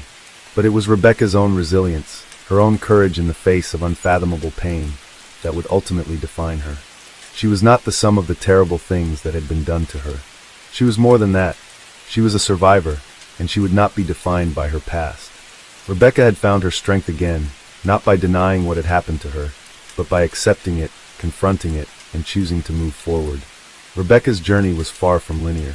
The healing process, which had started with an almost imperceptible step, now moved at a pace that both exhausted and rejuvenated her. She'd found solace in the routine, in the small things, the sunrise that warmed the sky each morning, the cup of tea that seemed to calm her nerves, the gentle rhythm of her own breath as she practiced meditation. These were the anchors that kept her grounded as she navigated the murky waters of her recovery. As the months wore on, Rebecca began to return to the life she had once known, although it was different in ways that were impossible to ignore. The girl who had once been carefree, full of optimism and vitality, was no longer the same. She had learned things about herself she had never wanted to know, faced fears she had never imagined would come to pass. But in the face of it all, she found strength. A strength that, while forged in the fire of her trauma, would guide her in ways she had not expected. Her parents remained her unwavering support system. They understood, even without needing to speak, that Rebecca's recovery wasn't something they could rush. The simple act of showing up, of being there for her in silence, of holding her hand when the darkness seemed too much to bear, was enough. Slowly over time, the walls that had been erected between them, built by the fear, pain, and confusion of Rebecca's ordeal, began to crumble. Rebecca, however, struggled with one thing above all: forgiveness. Forgiveness of herself. She knew that the horrors she had faced weren't her fault, but that didn't erase the feelings of guilt that lingered deep inside her. There were moments when she thought, could I have done something differently? Could I have escaped sooner? Could I have fought harder? These questions gnawed at her, gnashing away at the edges of her peace. It wasn't until she began seeing a therapist specializing in trauma recovery that she learned to confront these feelings, one by one. She realized that it was not weakness to ask these questions, it was part of the healing process. And in time, she would learn to forgive herself. Meanwhile, the authorities continued to pursue the remnants of the criminal network that had taken so much from Rebecca and others like her. The investigation expanded, and it became clear just how far-reaching Brian's operations had been. But despite their best efforts, law enforcement found that many of those involved had already slipped into the shadows. They had disappeared, leaving only a trail of destruction in their wake. While the case was technically closed, the underworld Brian had been a part of remained a mystery, a haunting specter that loomed over Rebecca's life. Even though Rebecca's role in exposing the network had been pivotal, she found herself wrestling with the aftermath. The police, though grateful for her bravery in coming forward, had inadvertently placed her in the spotlight once again. Her name was now known, not just locally but nationally, and the attention was something she had never asked for. She longed for peace, for a return to the anonymity she had once taken for granted. Yet, in a way, the attention was a small price to pay for the fact that she was alive, that she had escaped. As Rebecca slowly returned to her life, she discovered a new sense of purpose. It wasn't about the things she had lost, but rather about rebuilding what she could. She found herself drawn to working with others who had faced similar horrors, individuals who had suffered from trafficking and other forms of abuse. She became involved in several organizations that offered support to survivors, using her own story as a means to help others find their way to healing. Her work was not easy. It was emotionally taxing, draining, and at times it felt like she was reopening old wounds. But it also provided her with something that she had longed for, a sense of empowerment. In helping others, Rebecca found a way to reclaim control over her life, to turn the pain of her past into something meaningful. It was during one of these sessions, when she was speaking to a group of survivors, that she first realized the extent of her own transformation. The people in the room were all at different stages of their recovery, and Rebecca found herself offering words of wisdom and strength that she hadn't known she had. She talked about the importance of self-compassion, about learning to be gentle with oneself in the face of overwhelming adversity. And in that moment, Rebecca understood something profound, that the journey of healing wasn't just about getting back to who she had been before. It was about becoming someone stronger, someone who could help others navigate their own journeys. The ripple effect of Rebecca's work extended beyond the survivors she helped. It touched the lives of the people who supported her, those who had witnessed her transformation and growth. Her parents, who had been her rock, now saw her not just as their daughter, but as a force of nature in her own right. They were proud of the woman she was becoming, even if they could never fully comprehend the depths of her suffering. They had seen the scars, both physical and emotional, but they also saw the incredible resilience she had cultivated. As the years passed, Rebecca's life slowly took on a new rhythm. She found joy in simple things again, the rustling of the leaves in the fall breeze, the sound of laughter with friends, the quiet moments spent curled up with a book. She didn't forget what had happened to her, but she had learned to live alongside it. The darkness no longer defined her, it was simply a part of her story. And then, one day, as Rebecca sat on her porch watching the sunset, she thought back to the girl she had been before all of this. That girl was gone, but the woman she had become was stronger, wiser, and far more compassionate. She had faced the unimaginable and had come out the other side, not unscathed, but transformed. In the quiet of that evening, with the sky painted in hues of orange and pink, Rebecca smiled. She had made it. Against all odds, she had survived. And in doing so, she had found the greatest gift of all, the ability to move forward. Case 3. In the small city of Kelowna, nestled in British Columbia, Canada, a case unfolded in the late spring of 2012 that would forever change the lives of its residents. At the heart of this story was a man named Michael Travers, a 34-year-old with a criminal past that had remained largely hidden from the public eye. Michael had spent most of his life in and out of trouble, but he had managed to fly under the radar for many years. However, everything was about to change. Michael's past was not one that could be easily overlooked. Born and raised in Kelowna, he had a tumultuous upbringing. His father had been absent for most of his childhood, and his mother struggled with addiction. Michael was forced to fend for himself from a young age, and his life took a turn toward crime as he grew older. By the time he was in his late 20s, Michael had been involved in petty theft, drug distribution, and even a few violent altercations. His record, though not extensive, was enough to catch the attention of law enforcement on occasion. However, despite his criminal background, Michael had always managed to keep a low profile. He was intelligent, calculating, and knew how to avoid detection. It wasn't until 2012 that his true nature would be revealed, not through his usual petty crimes, but through something much darker and more calculated. It started on a quiet evening in May. The city was experiencing the early warmth of summer, and Kelowna's streets were alive with the hustle and bustle of people enjoying the changing weather.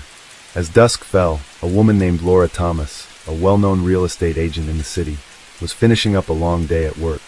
She was walking to her car when she noticed something odd, a shadow moving just beyond her line of sight. It was a fleeting moment, but it was enough to make her uneasy. Laura dismissed it at first, telling herself that it was just the anxiety of a long day getting the best of her. But as she drove home that evening, something didn't feel right. The streets seemed quieter than usual, and there was an odd tension in the air. The following morning, the unease turned into something far more tangible. News reports started flooding in about an unsettling event. Laura was one of several victims of a series of break-ins that had taken place overnight. The thief had broken into several homes in the upscale neighborhoods surrounding Kelowna, stealing valuables and leaving behind minimal traces of evidence. The police were called in, but the scene left little for investigators to work with. At first, the case seemed like just another string of robberies, a common occurrence in the city. But as the days passed, it became clear that something more sinister was at play. The break-ins were carefully orchestrated, with the thief seeming to know exactly when and where to strike. It wasn't just about stealing for financial gain. There was a deeper, more unsettling motivation behind the crimes. As the investigation unfolded, Michael Travers' name began to surface. Law enforcement discovered that he had recently been seen in several of the areas where the break-ins had occurred, and witnesses reported seeing him acting suspiciously around the time of the incidents. Michael had been living on the fringes of society, working odd jobs, and avoiding any attention from the authorities. But with the break-ins, his presence was becoming impossible to ignore. Detective Sarah Bennett, a seasoned investigator with the Kelowna Police Department, was assigned to the case. She quickly realized that this wasn't an ordinary thief. There was something more deliberate about these crimes, something that suggested a deeper psychological motivation. The break-ins were not just about taking material goods, they were about sending a message. Sarah's first breakthrough came when she interviewed a neighbor who had witnessed Michael in the area shortly before one of the robberies. The neighbor, an older woman named Evelyn, described Michael as someone who blended into the background, never drawing attention to himself. He was someone who could easily slip into a crowd without anyone noticing. Evelyn's statement provided the first real lead in the case. But it wasn't just the break-ins that made Michael a person of interest. As Detective Bennett dug deeper into his past, she uncovered a history of disturbing behavior.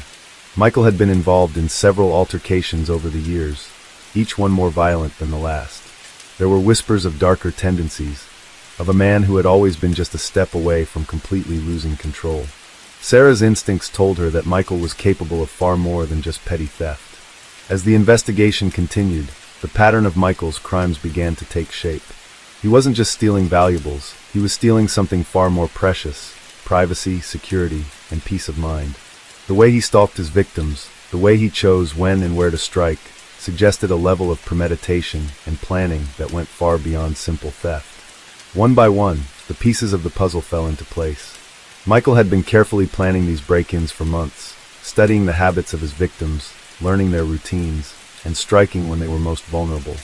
It was as if he was performing a twisted form of voyeurism, taking pleasure in the invasion of their personal spaces. By mid-June, Detective Bennett was confident that Michael was the perpetrator. But what troubled her was the lack of a clear motive. Why had he chosen this particular target?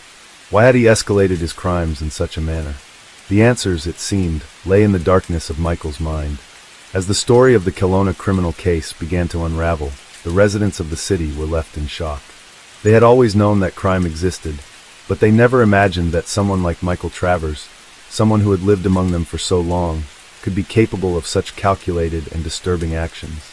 The case would forever leave its mark on the city, not just because of the crimes themselves, but because it revealed the darkness lurking just beneath the surface of a seemingly quiet community. The investigation into Michael Travers grew more intense as Detective Sarah Bennett and her team pieced together the disturbing patterns of his actions. As the days passed, they realized that they weren't just dealing with a common thief. Michael's behavior was becoming increasingly erratic, and there was a sinister undertone to his actions that left a chilling effect on those who were involved in the case.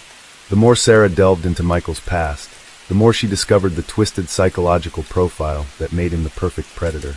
His childhood, marked by neglect and the absence of a father figure, had shaped him into someone who lacked empathy and connection. Raised in a volatile environment, Michael never had the opportunity to develop healthy emotional bonds. His mother's struggle with addiction had created an unstable home life, and he had learned to fend for himself in a world that seemed to offer him little. By his late teens, Michael had fallen into a pattern of petty crime. Stealing from local stores, vandalizing properties, and getting into physical altercations were just some of the ways he acted out. There was always a sense of alienation, of being on the outside looking in, as though the world didn't quite make sense to him. But as he grew older, his criminal tendencies deepened. Petty theft turned into more serious offenses. Small-time drug dealing became his primary source of income. He was never the type to take risks without carefully planning his next move, and he had managed to stay under the radar for years. Sarah had already been in law enforcement long enough to recognize the signs of a serial criminal. Michael's escalating behavior was something that couldn't be ignored. The break-ins had been a clear sign that his need for control, for power, was growing. It wasn't just about taking material possessions. It was about invading the sanctity of his victims' homes, their private lives. He wasn't content with simple robbery. He needed to make a statement. As the investigation progressed, Detective Bennett began to understand the complexity of the case. The break-ins Michael had committed were methodical, almost surgical. He didn't simply barge into a home and take whatever he could find. No, he planned each burglary meticulously. He studied his victims, learned their habits, and identified their weaknesses. In some cases, he waited for weeks before making his move. His knowledge of the city and its residents allowed him to move undetected, slipping in and out of homes without leaving any trace of his presence. The victims in the Kelowna case were all from well-off backgrounds. They were professionals, business owners, and people who had worked hard to build comfortable lives for themselves and their families. But Michael wasn't targeting them for their wealth alone. He targeted them because they represented something he felt he could never attain: security, stability, a life without fear. For Michael, the break-ins were a twisted form of revenge, a way to take from those who had what he couldn't seem to achieve.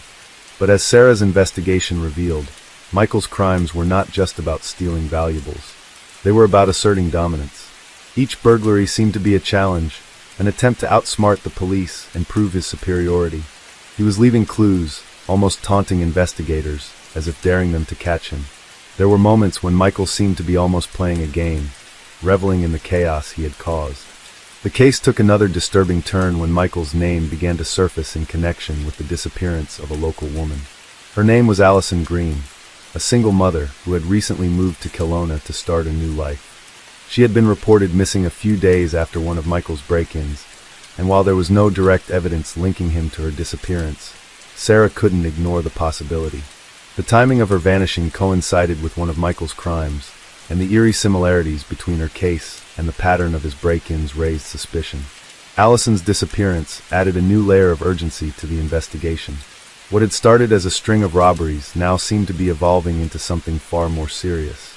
The possibility that Michael had escalated from theft to kidnapping was a chilling thought. Sarah knew that she had to move quickly before things took an even darker turn. Detective Bennett, along with her team, began to track down every lead they could find. They spoke to witnesses, reviewed security footage, and canvassed neighborhoods. They even went so far as to interview Michael's old acquaintances, hoping to learn more about his behavior and potential motives. It became clear that Michael had a history of avoiding detection. He was careful, methodical, and always one step ahead of the authorities. But Sarah wasn't about to give up. She knew that they were close to uncovering the truth, and that truth, as disturbing as it was, had to come to light. As the days turned into weeks, the pressure mounted. The residents of Kelowna, once confident in the safety of their city, were now gripped with fear. The case had become a topic of constant conversation in the community. People began to lock their doors at night, their sense of security shattered by the knowledge that someone in their midst was capable of such calculated cruelty. Michael, however, seemed to be slipping further into the shadows. It was as though he knew that the walls were closing in on him, but he had no intention of being caught. He continued his life as if nothing had changed, his daily routines unaffected by the growing investigation. It was as though the hunt itself fueled him, giving him a sense of purpose and excitement. But Sarah wasn't going to let him get away. As she reviewed the case files late one night, she made a breakthrough. She had noticed a small detail that had gone unnoticed by others, a pattern in Michael's behavior that was hiding in plain sight. The way he targeted certain neighborhoods, the way he left subtle clues at each crime scene, it all pointed to one thing. Michael was a man obsessed with control, and he needed to feel like he was the one in charge. This realization sent Sarah on a new trajectory. Instead of focusing solely on the physical evidence, she began to examine Michael's psychological profile more closely.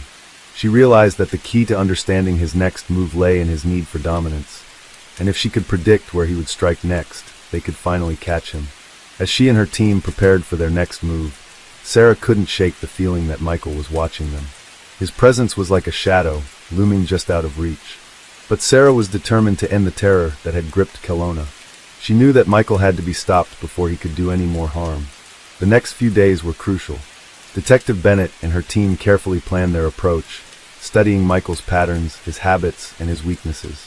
They knew they were close, but as the investigation unfolded, they began to understand that catching Michael wasn't just about putting together the physical evidence.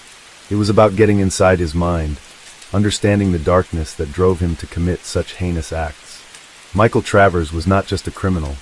He was a man driven by a deep, unsettling need to feel in control. And as Sarah prepared for the final confrontation, she knew that she was about to face a man who would stop at nothing to avoid capture. The city of Kelowna had already been shaken to its core, but the real nightmare had only just begun. As Detective Sarah Bennett and her team gathered their information, each moment seemed to stretch on endlessly. They were close, but Michael Travers was a ghost, slipping through their grasp every time they thought they had him cornered.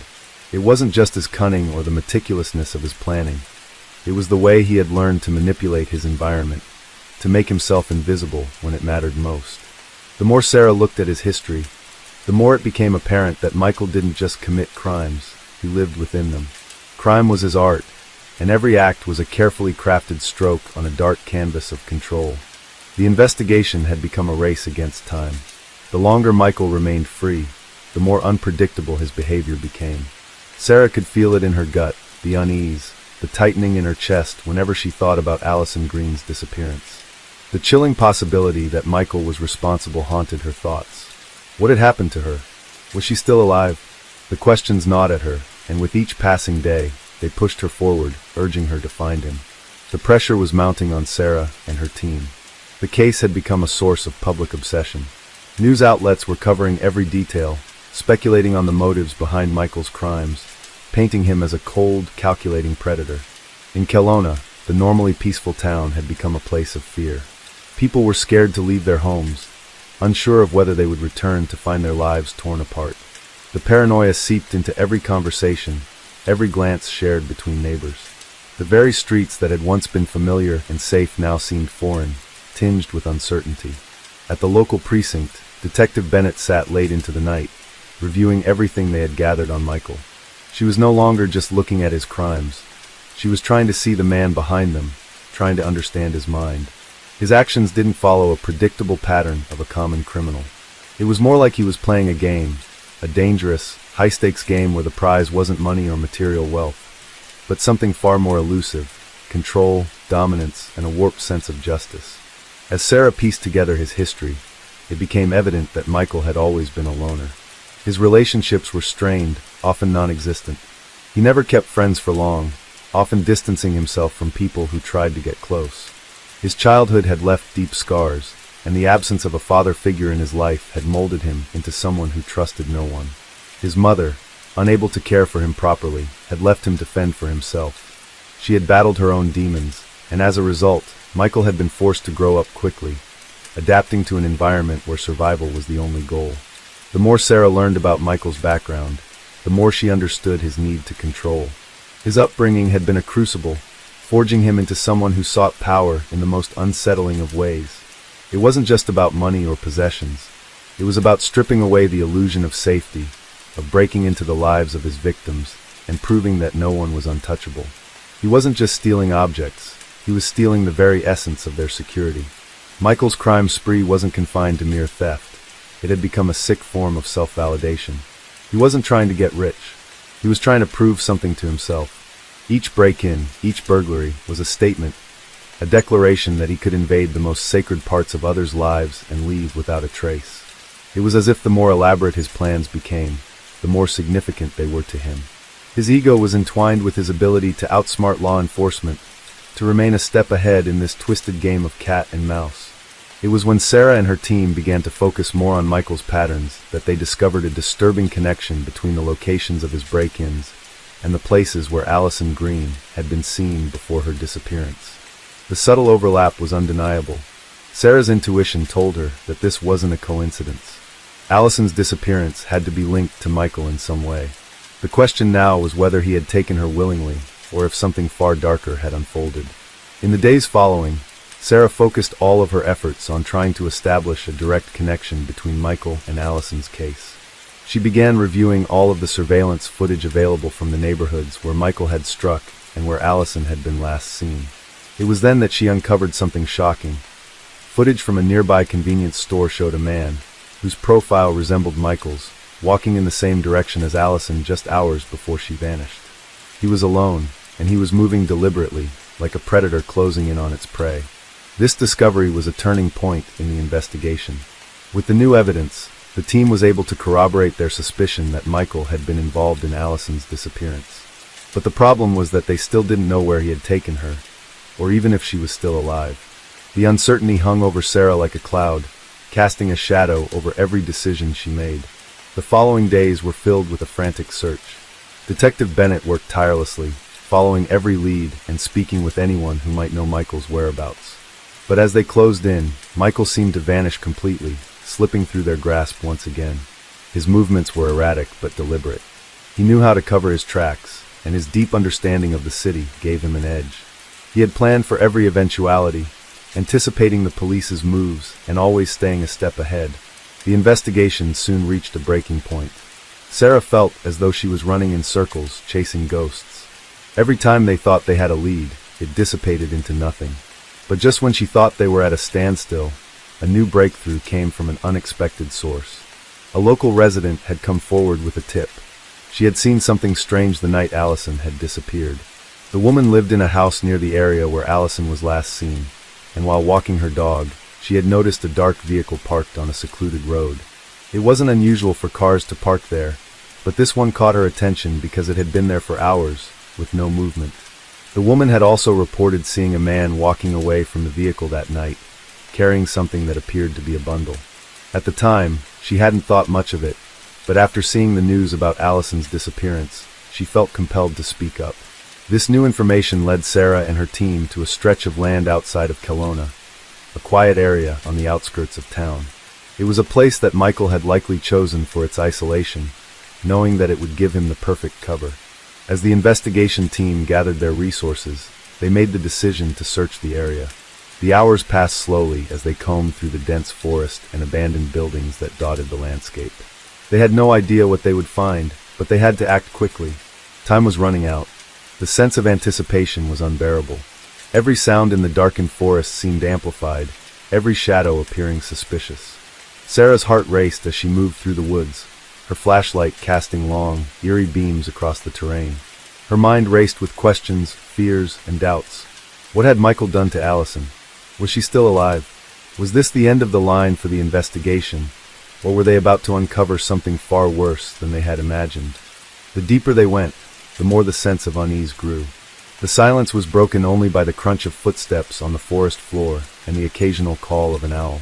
But as they reached the end of the path, something caught Sarah's eye, an old, abandoned cabin, tucked away in a forgotten corner of the land. It was an eerie sight, one that seemed out of place amidst the overgrown trees and the stillness of the night. With no time to waste, Sarah motioned for her team to approach cautiously. They crept up to the cabin, their senses on high alert. The door was ajar, as if inviting them inside. Sarah's heart thudded in her chest as she pushed it open, revealing the dark interior. It was empty, except for the faint smell of decay that filled the air. The furniture was old, covered in dust, and there was no sign of a struggle. But as Sarah's eyes scanned the room, she froze. Something was wrong.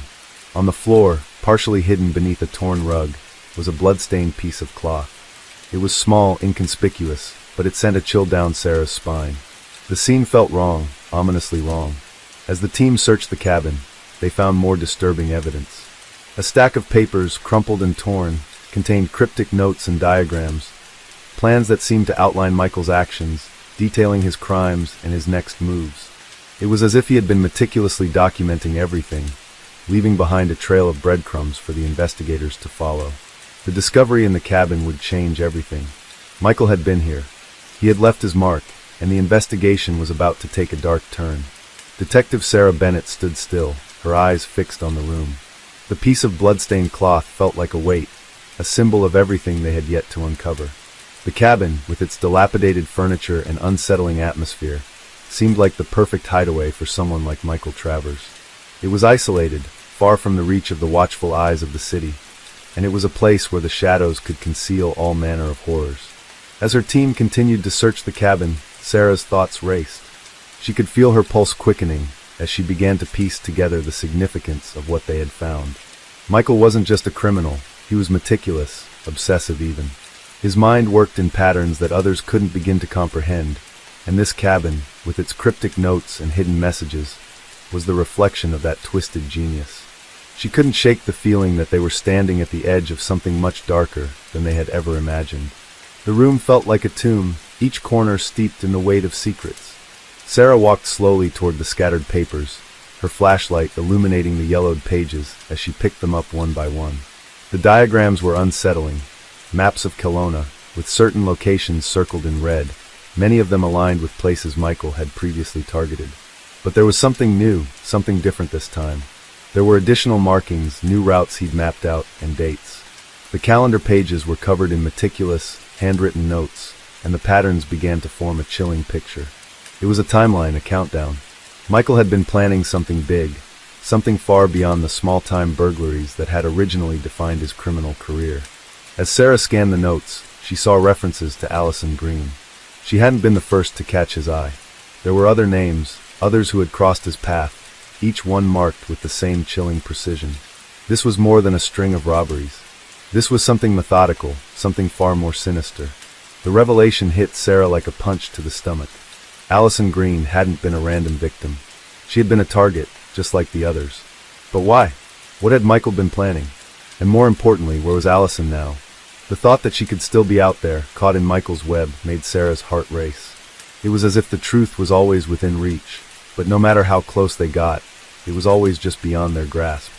The rest of the team continued to scour the cabin, finding more clues, but nothing that could give them a clear answer to the one question that plagued them all. Where was Allison? It was almost as if Michael had been preparing for something catastrophic, as though his twisted game had reached its final stage. And now, Sarah felt the weight of that realization settling heavily on her shoulders. With the information they had gathered from the cabin, Sarah ordered a full forensic sweep of the area. Everything needed to be documented, every detail analyzed. But even as they worked, she couldn't shake the feeling that they were being led down a rabbit hole, deeper into a darkness that Michael had carefully cultivated. The more they uncovered, the more questions they had, and the less they seemed to understand. Hours passed in a blur of investigation, but Sarah didn't leave the cabin. Her team worked diligently to gather evidence, but Sarah couldn't stop thinking about what they had found.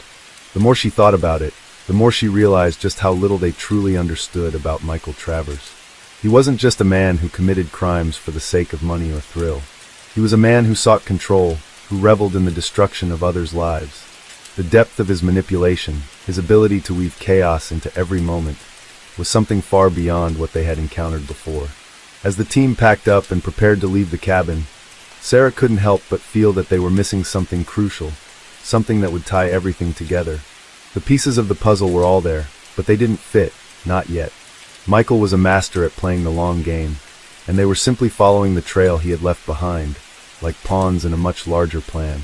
When Sarah returned to the precinct, she sat at her desk, staring at the evidence in front of her. The walls seemed to close in around her, the weight of the investigation pressing on her chest. There was no easy way out of this. They had to find Michael, and they had to do it soon. Every second that passed was another second where he could be out there, slipping further into the shadows. As she sifted through the papers, something caught her eye, an innocuous detail she hadn't noticed before. It was a series of cryptic symbols on one of Michael's maps, markings that didn't seem to make sense at first. They were scattered across different locations in Kelowna, each symbol appearing multiple times, almost as if Michael had been following a hidden pattern. Sarah's mind raced as she tried to make sense of it. It wasn't until she compared the symbols to the locations on the map that it clicked. Michael wasn't just picking targets at random. These weren't just places he had broken into in the past. They were places he had planned to return to. But why? And what was the significance of these symbols? They didn't match anything they had encountered so far. Suddenly, Sarah remembered something from the early days of the investigation. A small detail that hadn't seemed important at the time, but now it seemed to fit. A local artist had reported seeing a man sketching in the park several weeks before Allison had gone missing. The artist had mentioned that the man had been fixated on the symbols, drawing them obsessively in his sketchbook. The memory came back to Sarah in a rush. The man had described the drawings as intricate, almost like a code. The connection hit Sarah like a lightning bolt. The symbols weren't just random. They were part of something larger, something Michael had been working on for a long time. He was creating a blueprint, a map that led to something far more significant than they had realized. And Allison was at the center of it. With this new lead, Sarah called her team together. They needed to follow the symbols, track down the artist, and uncover what Michael had been planning. Every step of the investigation had been leading them to this point, and now Sarah could feel it. The walls were closing in on Michael. They just had to piece it all together before it was too late. As the team set out to follow up on the new lead, Sarah's mind raced with the implications of what they had uncovered. Michael Travers wasn't just a burglar. He wasn't just a criminal. He was a mastermind, a manipulator who had orchestrated a series of events to lead them to this moment. And now they had to outsmart him before he outsmarted them. The journey was far from over. But for the first time in weeks, Sarah felt a flicker of hope. They were getting closer. The pieces were starting to fit.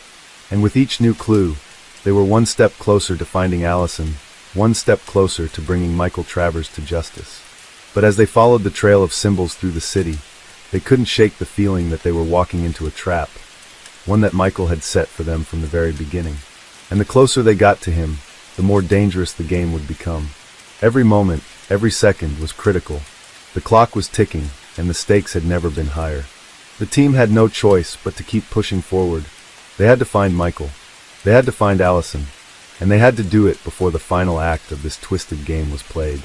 Detective Sarah Bennett's footsteps echoed softly in the quiet hallway of the precinct. She had been with the Kelowna Police Department for over a decade, yet every case still carried the weight of something new, something that challenged her. The latest case had already begun to shape up as something far more complicated than she had initially anticipated.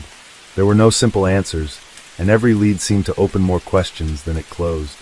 It all started with a series of mysterious disappearances, starting with Allison Green.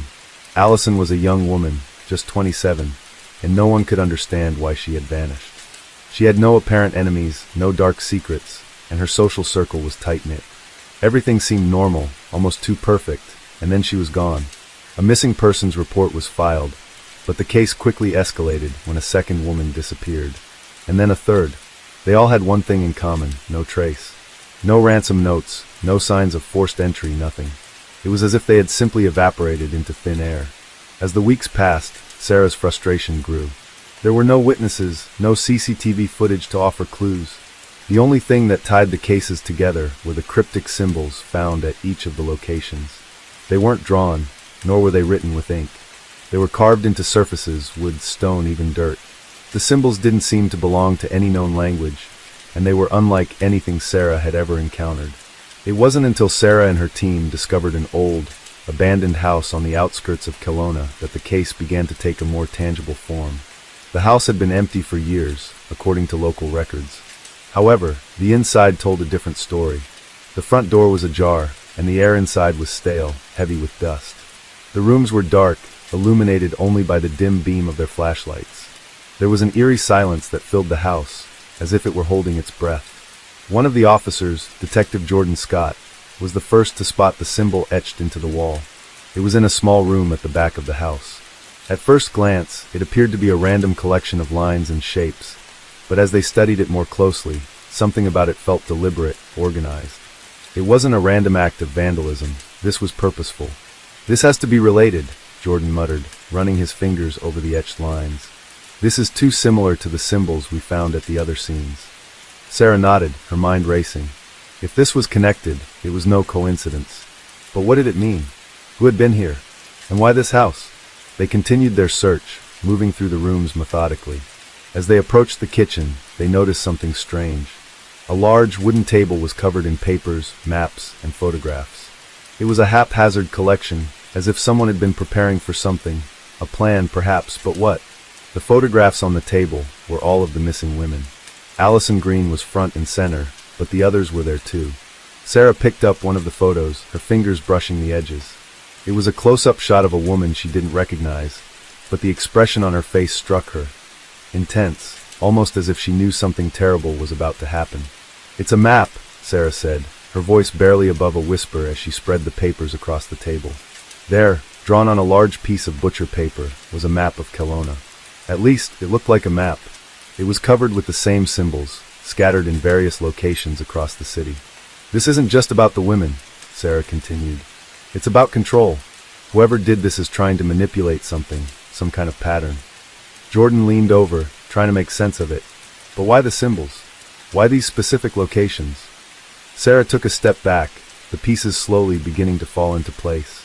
She had worked with her fair share of criminals, but this case felt different. Whoever was behind these disappearances wasn't just a run-of-the-mill criminal. No, this person was methodical, calculating. And they were sending a message that was getting more complicated by the minute. As Sarah stared at the map, a flash of realization hit her. One of the locations on the map was not far from where they had found the body of the first victim. The others were scattered around the city, but one stood out, an abandoned building just outside the city limits. The place had been derelict for years, but it was a place that Sarah knew all too well. "That's it," she said, her voice firm. "This is where it's all leading. We need to get there now." The team packed up quickly, preparing to head out to the site. There was no time to waste. Every moment they delayed could cost them the breakthrough they so desperately needed. As they drove to the location, Sarah couldn't shake the nagging feeling that they were about to walk into something far darker than they had anticipated. The symbols, the photographs, the map, it all pointed to one thing.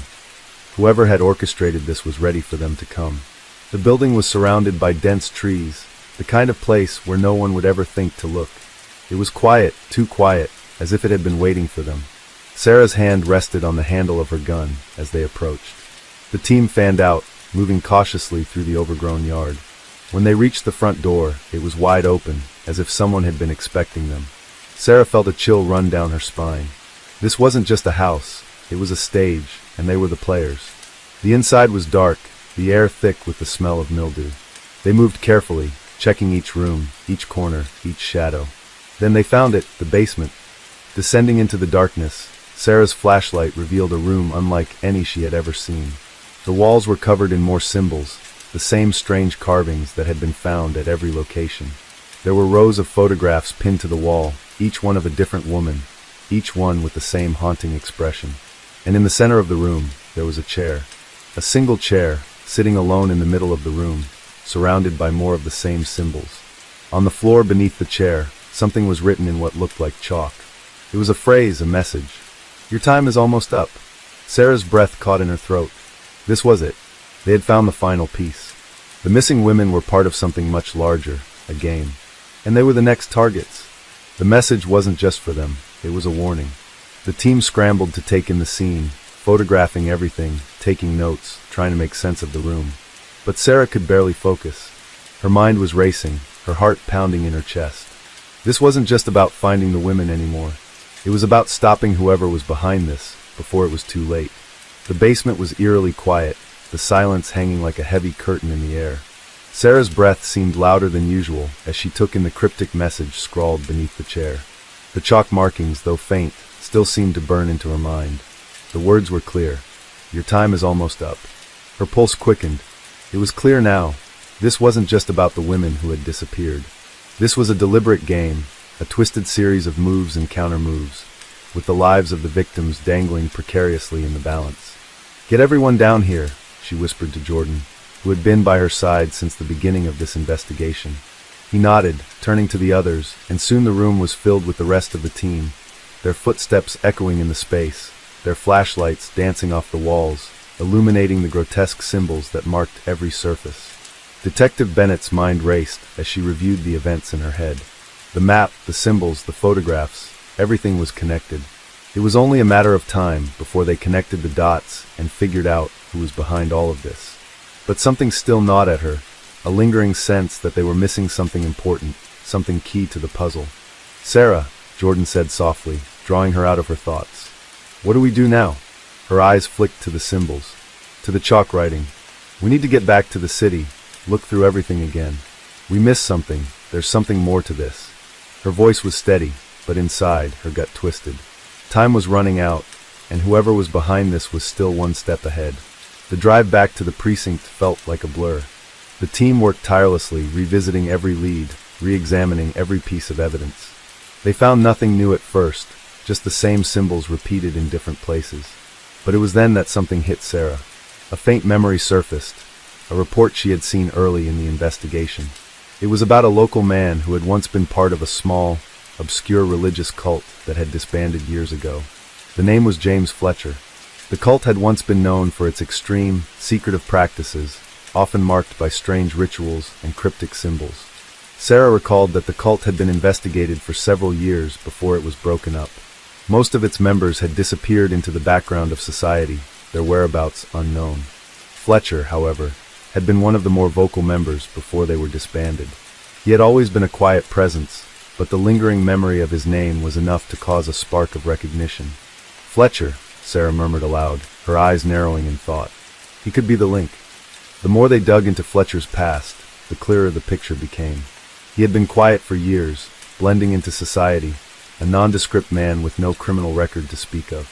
But there were rumors, whispers of strange gatherings in the woods, and reports of people going missing years ago, back when the cult was active. Could it be that Fletcher had never truly left the life he had known? That perhaps he had started his own twisted version of it in secret, with the ultimate goal of building his own dark following? With the new information, Sarah made the call. They needed to find Fletcher and bring him in before he could do any more harm. The search didn't take long. After a few hours of combing through public records and reaching out to old acquaintances, they found him living in a small, unassuming house on the edge of town, far enough away that no one would have thought twice about it. When they arrived, Sarah's heart skipped a beat. The house was exactly what she had imagined, a broken-down structure, hidden behind tall trees and thick foliage. It was eerily quiet. No lights in the windows, no sign of life. The team moved quickly but cautiously. They approached the house from all sides, ready for whatever they might find inside. They weren't sure what to expect, but the stakes were high. If Fletcher was indeed the one responsible for the disappearances, this was their only chance to stop him. The front door was locked, but with a quick motion, Jordan forced it open. The smell of mildew and decay greeted them as they stepped inside. The air felt thick, almost oppressive, as if the house had been trapped in time. As they moved through the rooms, they were met with more of the same. symbols carved into the walls, photographs pinned up in chaotic arrays, and strange drawings scattered across the floor. But then, in the center of the living room, they found something different. It was a large wooden box, the kind that you would expect to find in an old attic, covered in dust and cobwebs. Sarah motioned for the others to stay back as she slowly approached it. There was a strange aura around the box, as though it were holding some dark secret. With a deep breath, she opened the box. Inside were the missing women. Not in the physical sense, of course, but their faces. Dozens of photographs, recent ones, were stacked inside. It was a sickening collection of trophies, each one meticulously arranged. Some of the women had been captured in public places, others in their homes. They were all smiling, unaware of the danger they were in. But there was one face that stood out to Sarah. It was Allison Green. She had been the first to disappear, and her face stared back at Sarah, eyes wide, frozen in time. "This was his game," Sarah murmured. "He was playing with them, playing with us." The team quickly gathered the evidence, taking photographs of the box and its contents before moving on to search the rest of the house. As they moved through the darkened rooms, they found more disturbing evidence of Fletcher's obsession. Maps, charts, and books detailing obscure occult rituals and symbols. It was clear now that this had been his twisted idea of a final solution. But as Sarah stood there, examining the collection of photographs, she knew that they had uncovered the heart of the case. Fletcher had been orchestrating everything, each disappearance, each symbol, each ritual. He had been waiting for the right moment, the perfect opportunity to complete his vision. In the end, it was his obsession that led to his downfall. As the police moved in to arrest him, it became clear that his mind had long since unraveled. His actions, his meticulously planned game, had been his way of creating a sense of control in a world where he had none. He was no longer a man with a goal. He was a man driven by something far darker. The case was closed, but for Sarah, the questions still lingered. What drove James Fletcher to commit such atrocities? How had he convinced himself that he was justified in his actions? And most haunting of all, what would happen to the women who had been saved from his grasp? Their lives would never be the same, and neither would the city of Kelowna. As Sarah drove back to the precinct, the weight of the case still on her shoulders, she couldn't help but reflect on the fragile line between sanity and madness. She had seen many cases throughout her career, but this case of the Kelowna disappearances, would stay with her forever. It wasn't just about the crime. It was about what it revealed, the darkness that could hide in plain sight, the obsessions that twisted a person's mind, and the way a single moment could change everything. The story of James Fletcher had come to an end. But for Sarah Bennett, it would always be a reminder of just how deep the shadows could go. Case 4. In the bustling streets of Tokyo, where the neon lights flickered as if in rhythm with the heartbeat of the city, the crime that would later become a haunting memory was brewing in the shadows. It was the year 2011 when a seemingly average individual, someone who had blended into the urban expanse of the city, committed an act that would capture the attention of the nation. His name was Yuji Takahashi, a man in his late 30s, who lived in a modest apartment near the city's outskirts. His quiet demeanor and lack of any noticeable background in criminal activity made him, at first glance, an unlikely suspect. He was known by his colleagues as a hard-working office worker who kept to himself. However, beneath this calm exterior lay a darker side that only a few would come to know too well. Yuji had been living in Tokyo for years, having moved there from a small rural town where everyone knew each other's name. Life in the city had been a stark contrast to his humble beginnings. He often struggled with feelings of loneliness and alienation, something that often drove him deeper into the recesses of his own mind. His job as a mid-level accountant was monotonous. The long hours spent at his desk in a corporate building left him exhausted and emotionally drained. Over the years, he had grown increasingly disillusioned with his life, finding little solace in his work or in the fleeting interactions he had with others. What most people didn't know about Yuji, however, was his obsession with the idea of escape. He was constantly searching for something that would break him free from the shackles of his mundane existence, something that would give him a sense of power, of control, something that could make him feel alive in a way that his daily routine never could. His thoughts began to spiral, and soon, his sense of reality began to blur. In the weeks leading up to the crime, Yuji had become fixated on the idea of disappearing. He wanted to vanish, not just from his job or his city, but from his entire life. The pressure of societal expectations weighed heavily on him. The constant reminder of his unfulfilled potential, the whispering thoughts of inadequacy, They all culminated in a decision that would change the course of his life forever. Yuji had been following the news of a recent string of high-profile disappearances across the country.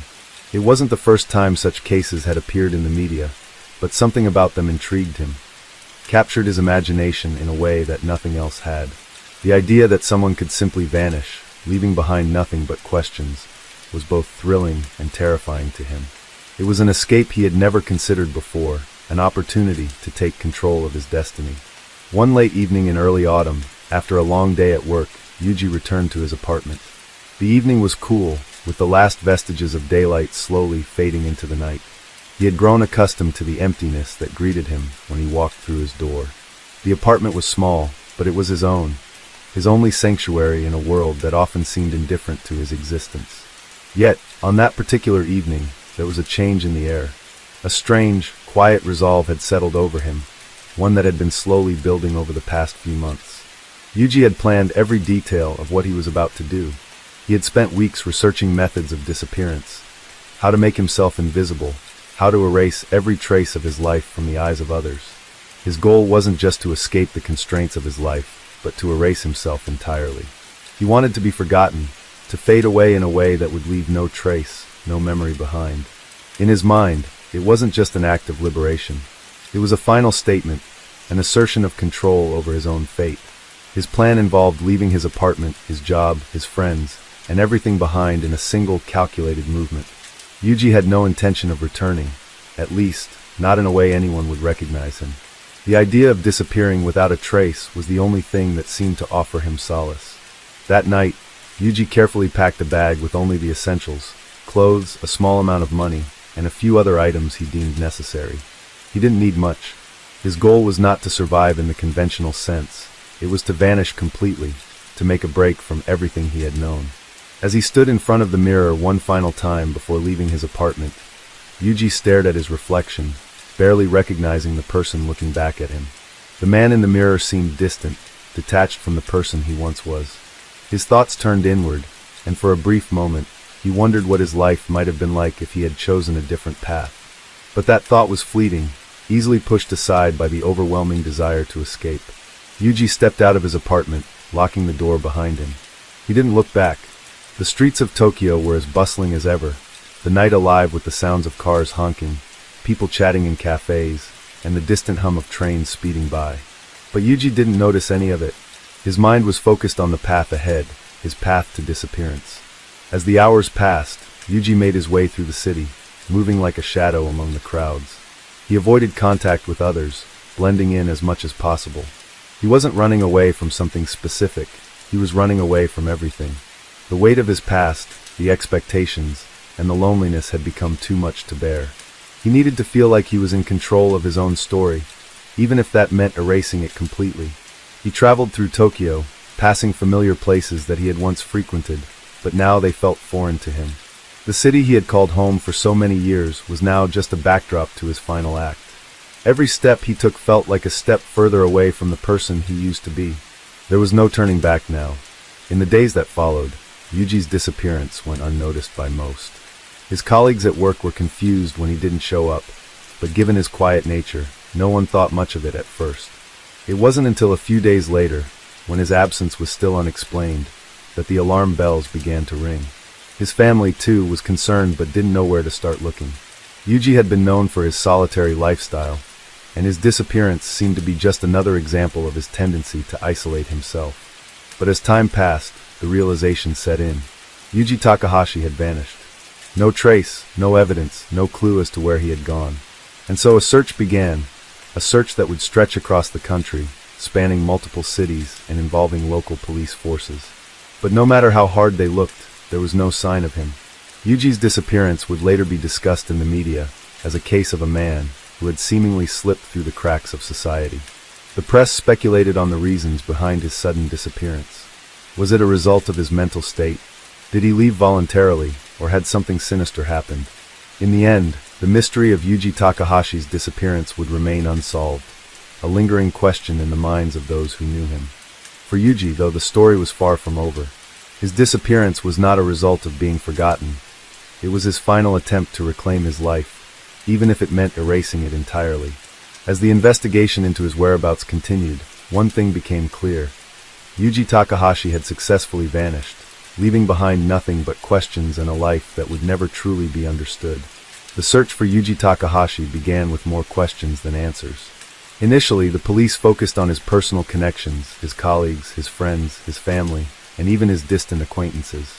His co-workers described him as a reserved man, someone who did his work diligently, but never seemed to connect with others on a deeper level. At first, it was easy to dismiss his absence as just another case of someone needing a break, taking time off, or going on an unannounced leave. But as the days stretched into a week, the concern began to mount. Yuji had always been reliable, albeit distant. His disappearance was out of character, and that left people to wonder. Where had he gone? The media, ever hungry for a story, latched onto the mystery. The public's curiosity was piqued. Yuji's face flashed on television screens across the nation. Missing person, Yuji Takahashi, the newscasters announced, the words rolling off their tongues with an air of mystery and intrigue. Social media buzzed with theories about what had happened to him. Some people believed he had run away to escape an unbearable life. Others speculated that something darker was at play, that there was more to his disappearance than met the eye. The fact that Yuji had vanished so completely, leaving no trace, only fueled the speculations. Meanwhile, the police were combing through his apartment, his workplace, and his digital footprint. They found nothing out of the ordinary, save for the quiet life he had led. His apartment was sparsely furnished, a place that lacked any sign of emotional attachment. The walls were bare, except for a few framed pictures, one of him as a child, another of a trip to the mountains from years ago. His desk was filled with neatly organized papers, no personal items, no hints at a hidden life. Even his computer, when examined, revealed only work-related emails and documents. Nothing to suggest a sudden, spontaneous decision to disappear. The only clue they found was an odd journal entry written in Yuji's handwriting. It was brief but gave them a glimpse into his state of mind in the days leading up to his disappearance. The entry was cryptic, almost poetic, as if Yuji had been wrestling with something intangible. "I am not who I once was," it read. "The world is too much, and I am too small to matter in it. I will erase myself to see if the void will be kinder than the life I have known." It was chilling, a snapshot of the isolation and disillusionment that had consumed Yuji in the final days before he vanished. As the weeks passed, the case seemed to stall. Investigators searched the places Yuji might have gone, but each lead turned out to be a dead end. His bank accounts remained untouched. His phone went silent, and no one could trace his movements after he left his apartment. It was as though Yuji had simply fallen off the face of the earth. Despite the mounting frustration, a small group of investigators refused to give up. They decided to dig deeper into Yuji's past. They combed through public records, searching for anything that might shed light on his motivations. They discovered that Yuji had grown up in a small town in Hokkaido, far removed from the frenetic pace of Tokyo. He had moved to the capital with high hopes, eager to make a name for himself in the big city. But the reality of urban life had been harsher than he had anticipated. The loneliness that followed him there was something he had never fully understood. Despite his success as an accountant, Yuji never felt like he truly belonged. Over the years, he had become more and more withdrawn, choosing to isolate himself rather than try to connect with others. One of his old friends from Hokkaido, a woman named Haruka, was contacted by the police. Haruka remembered Yuji as a bright, ambitious young man, someone with dreams of achieving great things. But those dreams had slowly eroded over time. He was never the same after moving to Tokyo, Haruka recalled. He used to talk about how much he wanted to make it big, but then he started saying he felt like he was just a small part of a bigger machine. He said he felt invisible. Haruka's voice cracked as she spoke, the pain of seeing her old friend deteriorate too much to bear. There was a sense of helplessness in her words, as if she had watched Yuji's gradual decline from afar, unable to offer him the support he needed. It was clear that Yuji had been battling an internal struggle, one that no one had fully understood until it was too late. As the investigation continued, it became apparent that Yuji's disappearance was not just a simple case of someone running away. His meticulous planning, his desire to vanish without a trace, suggested a deeper level of despair, something far more complex than a fleeting desire for escape. There was a quiet rage in his actions, a final rejection of the life that had been imposed on him. Yuji's decision to disappear wasn't just an act of running away, it was an act of defiance. A statement to the world that he could not, and would not, be confined by the expectations placed upon him. Weeks turned into months, and Yuji's case slowly faded from the media spotlight. People moved on with their lives, and the mystery of his disappearance became just another story of someone who couldn't cope with the pressures of life. But for those who knew him, the unanswered questions lingered in the air like a dark cloud. His family, his friends, and his colleagues were left with the same painful thought. What had driven Yuji to take such drastic steps?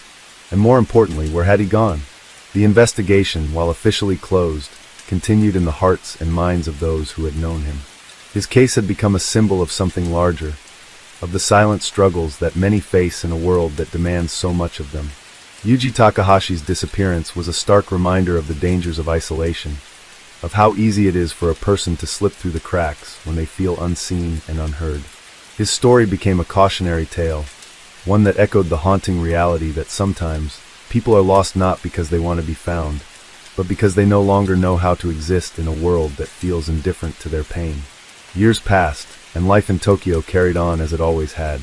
The streets remained crowded with people rushing to and from their destinations, unaware of the story that had unfolded quietly behind the scenes. Yuji Takahashi's name became a footnote in the annals of missing persons cases, another lost soul in a city too vast to notice one person slipping away. But for those who remembered him, his disappearance remained a poignant reminder of the fragility of the human spirit, and the quiet desperation that can sometimes drive a person to vanish, leaving behind nothing but the haunting question of why. As the months passed, the city of Tokyo continued to hum with its usual rhythm.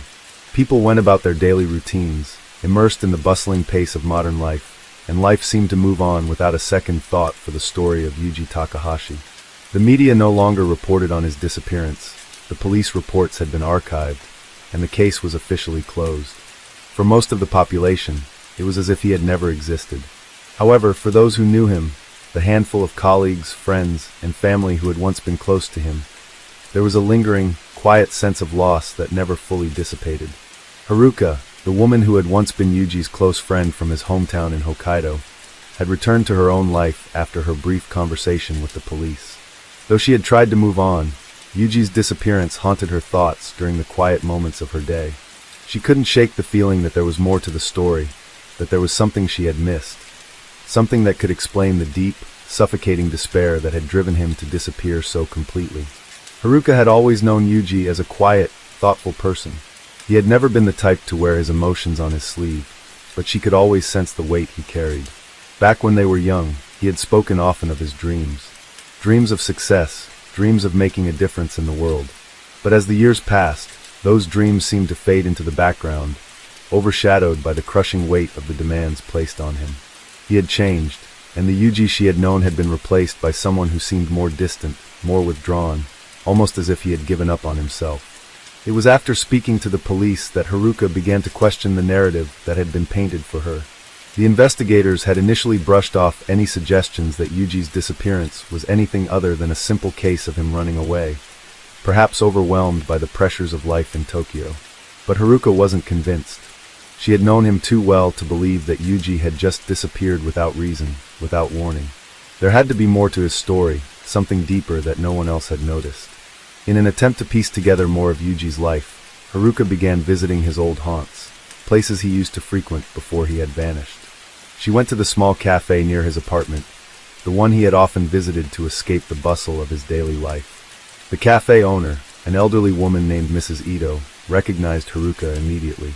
She had always been a quiet observer of Yuji's life and had noticed the change in him over time. He used to come here nearly every morning, Mrs. Ito said, her voice tinged with sadness. But in the last few months, he started coming in later and later. And when he did come in, he didn't say much. Just a coffee and a quick glance at the newspaper.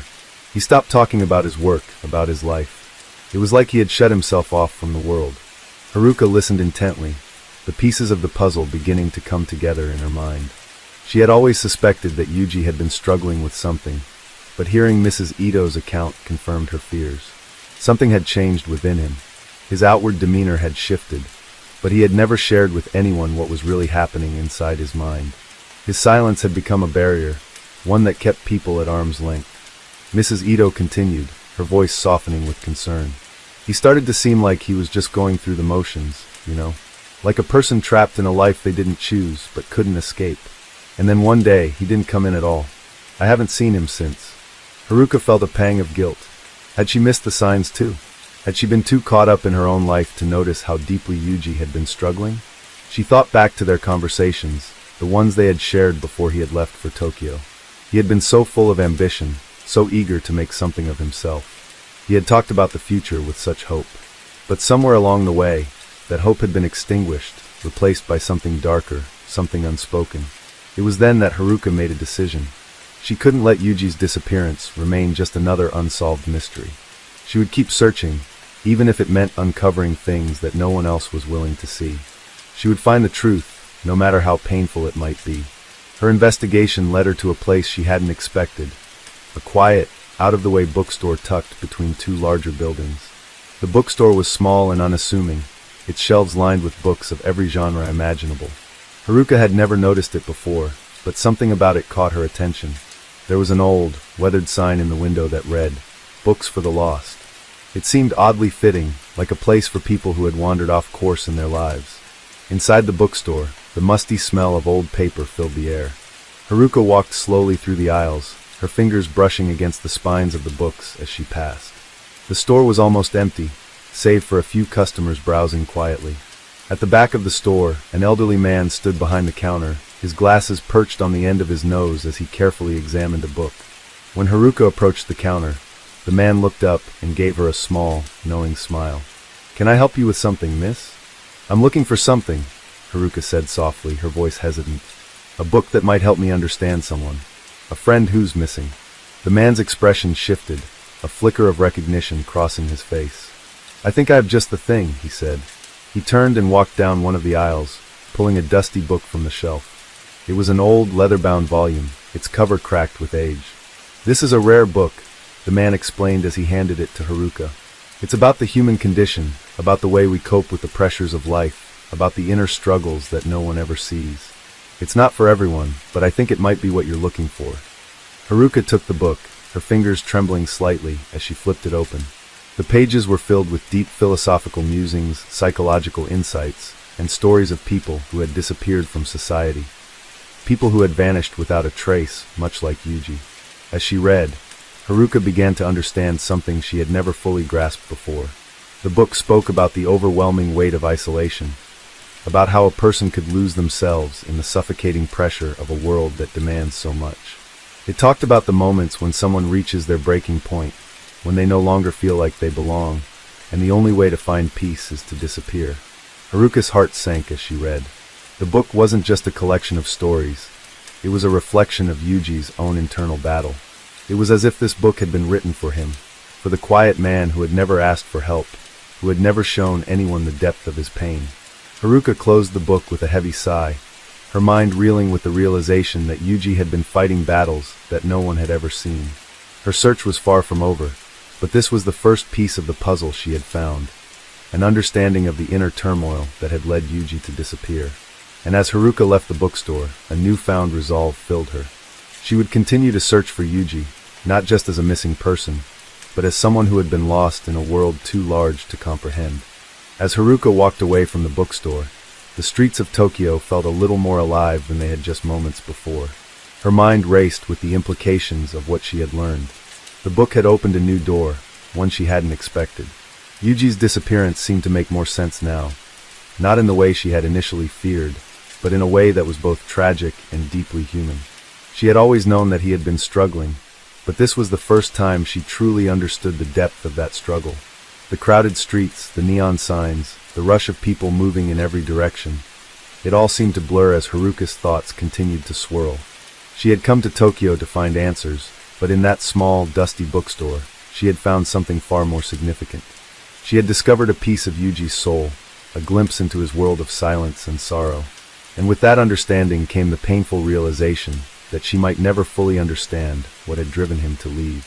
As she made her way back to her apartment, Haruka couldn't shake the feeling that she was on the verge of uncovering something bigger.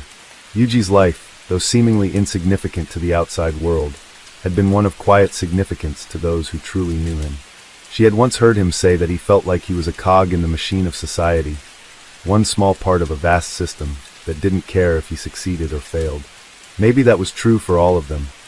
Perhaps for everyone who had ever struggled to find their place in a world that constantly demanded more. The journey of searching for Yuji was no longer about simply finding him. It was about understanding what had happened, not just to him, but to so many others who felt just as he did. People who had slipped through the cracks of society, unnoticed and unheard. In some ways, Haruka was beginning to understand that this search was not only for Yuji, but for all of them. The people who had fallen silent in the face of overwhelming pressure. The ones who had lost themselves in the chaos of the world around them. Haruka spent the next few weeks following a trail of small leads, each one leading her further into the complexities of Yuji's life. She contacted old acquaintances, some of whom were more than willing to talk, and others who seemed reluctant to bring up his name. Every conversation left her with more questions than answers, and yet, there was a sense of urgency growing within her. Yuji's absence wasn't just a mystery. It was a reflection of a deeper, more troubling issue that was affecting the lives of so many people in the city. One evening, while reviewing some old messages Yuji had sent to her, Haruka came across a strange email. It was an encrypted message, one she hadn't seen before. She clicked on the file and waited as it decrypted. When the message finally appeared, it was brief but cryptic. Yuji had written, "I'm sorry for everything. It's not what you think, but it's too late now. I'll find peace where no one can reach me. Please understand." Haruka stared at the screen, feeling a wave of sadness and confusion wash over her. The words were both a farewell and a confession. It was clear that Yuji had been wrestling with something far beyond the surface of his everyday life. The line, "It's not what you think," stood out to her the most. What had he meant? What had he been hiding? And why had he felt the need to run, to disappear completely? With the email in hand, Haruka reached out to the police once again, hoping that they might be able to trace the origins of the message. But the response she received was far from what she had hoped for. The officer on the other end of the line sounded tired, almost dismissive. "We've been over this already, Ms. Sato. There's nothing more we can do. His case was closed months ago.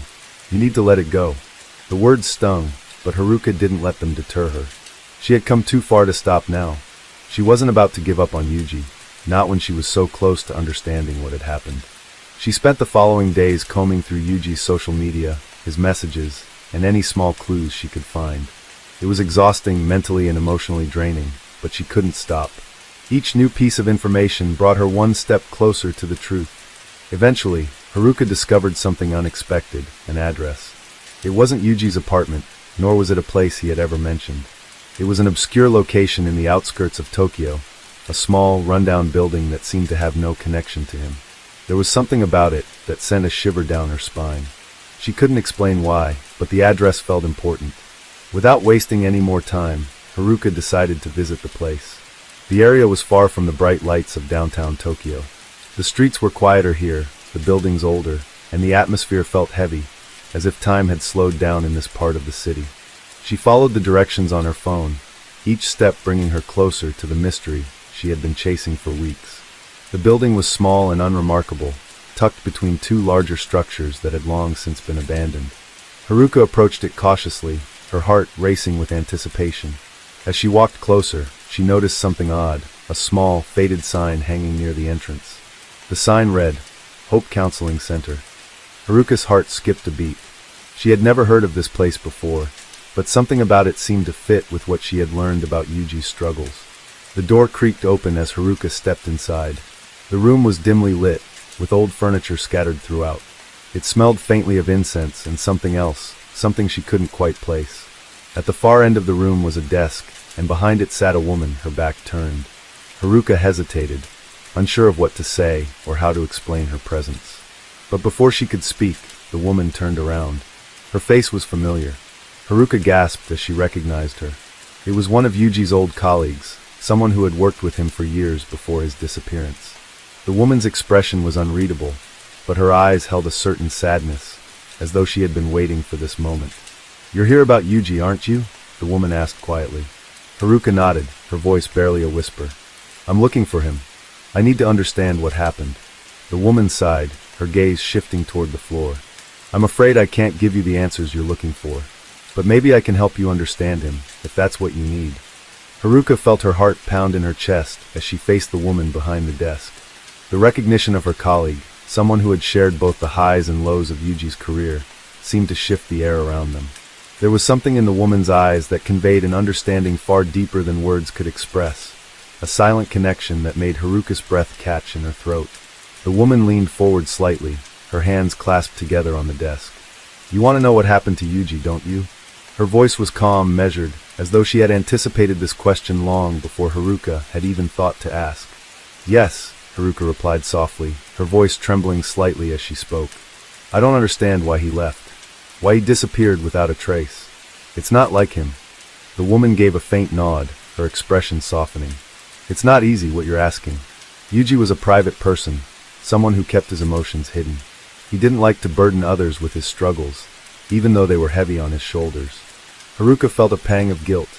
She had always known Yuji as a man who carried a burden, but she had never fully understood the weight of it.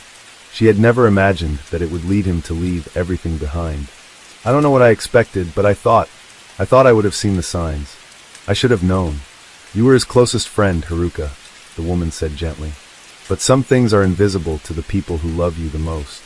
Sometimes the signs are there, but they're hidden beneath layers of quiet pain." Haruka's mind raced. "What do you mean by that? What happened to him?" The woman leaned back in her chair, her eyes looking far away, as though she were reliving the past. Yuji was struggling with more than just work, more than the pressures of everyday life. He was dealing with something much deeper, something that he never shared with anyone, not even me. He was constantly looking for meaning, a purpose. And when he couldn't find it, when the weight of everything became too much, he chose to disappear. Haruka felt her throat tighten. "So you're saying, he left on purpose?" The woman nodded. "Yes. Yuji chose to walk away from everything. It wasn't a spur-of-the-moment decision. It was something he had been considering for a long time. He wanted to find peace, in a place where no one could reach him. He felt lost in the world, as though there was no place for him to belong." Haruka closed her eyes, taking in the weight of the words. She had always known that Yuji had been struggling, but hearing it so plainly, from someone who had seen him day after day, made it feel all the more real. It wasn't just the pressures of life that had pushed him to the edge.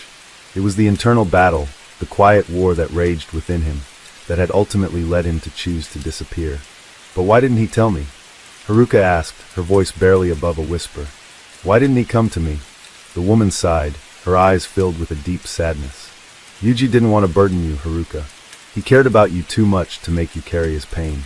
And he thought that by leaving, he would somehow find the peace he was seeking. He thought it would be better for everyone if he just vanished." Haruka swallowed hard, trying to hold back the tears that threatened to escape. She had always believed that there was more to Yuji's disappearance than just a simple choice. But hearing it now, from someone who had known him better than she did, made the truth feel like a cold, heavy weight on her chest. "I didn't know," Haruka whispered, her voice trembling. "I didn't know it was this bad. I didn't know he was that alone." The woman's gaze softened as she stood up from her chair. She walked over to a filing cabinet and pulled out a folder, handing it to Haruka. "These are some of Yuji's notes. He left them behind. I think he wanted you to have them, even if he never had the chance to give them to you directly." Haruka took the folder, her hands shaking as she opened it. Inside were a series of handwritten notes, some of them scribbled in a hurried, almost frantic hand, others neatly organized and more thoughtful in nature. The notes were a mixture of thoughts, reflections, and fragments of ideas. Some of them seemed disconnected, as though Yuji had been trying to make sense of something he couldn't quite grasp. Others were filled with passages that seemed to suggest he had been seeking a sense of purpose, a reason to continue. One particular note caught Haruka's attention. It was a simple sentence, written in large, bold letters. "The answer is not out there, it is within me." Haruka read it again, slowly, trying to make sense of the meaning behind it. The rest of the note was filled with more cryptic thoughts, but this sentence stood out. Was this what Yuji had been searching for? Had he been trying to find something within himself, something he couldn't put into words? Had he been looking for peace in a world that made no sense to him? As Haruka read on, she found other notes that spoke of his struggle with his own identity, his place in the world, and his overwhelming sense of disconnection. It was clear that Yuji had been going through something that no one had understood, not even Haruka. But these notes, these fragments of his soul, offered a glimpse into the turmoil he had been facing. "I never knew he felt this way," Haruka said softly, almost to herself. "I thought I knew him, but there was so much I didn't understand." The woman behind the desk nodded.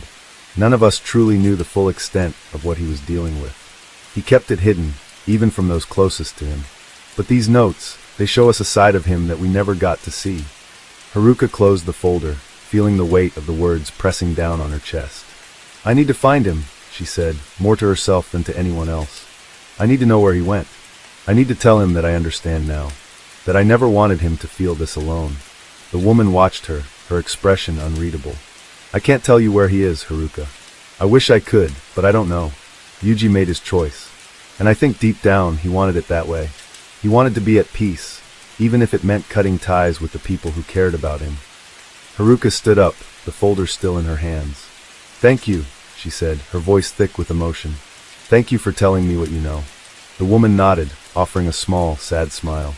"I hope you find the peace you're looking for, Haruka. And I hope you find Yuji, if that's what you need."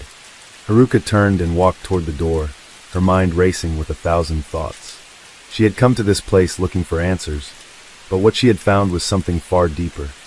Something that spoke to the heart of her own fears and uncertainties.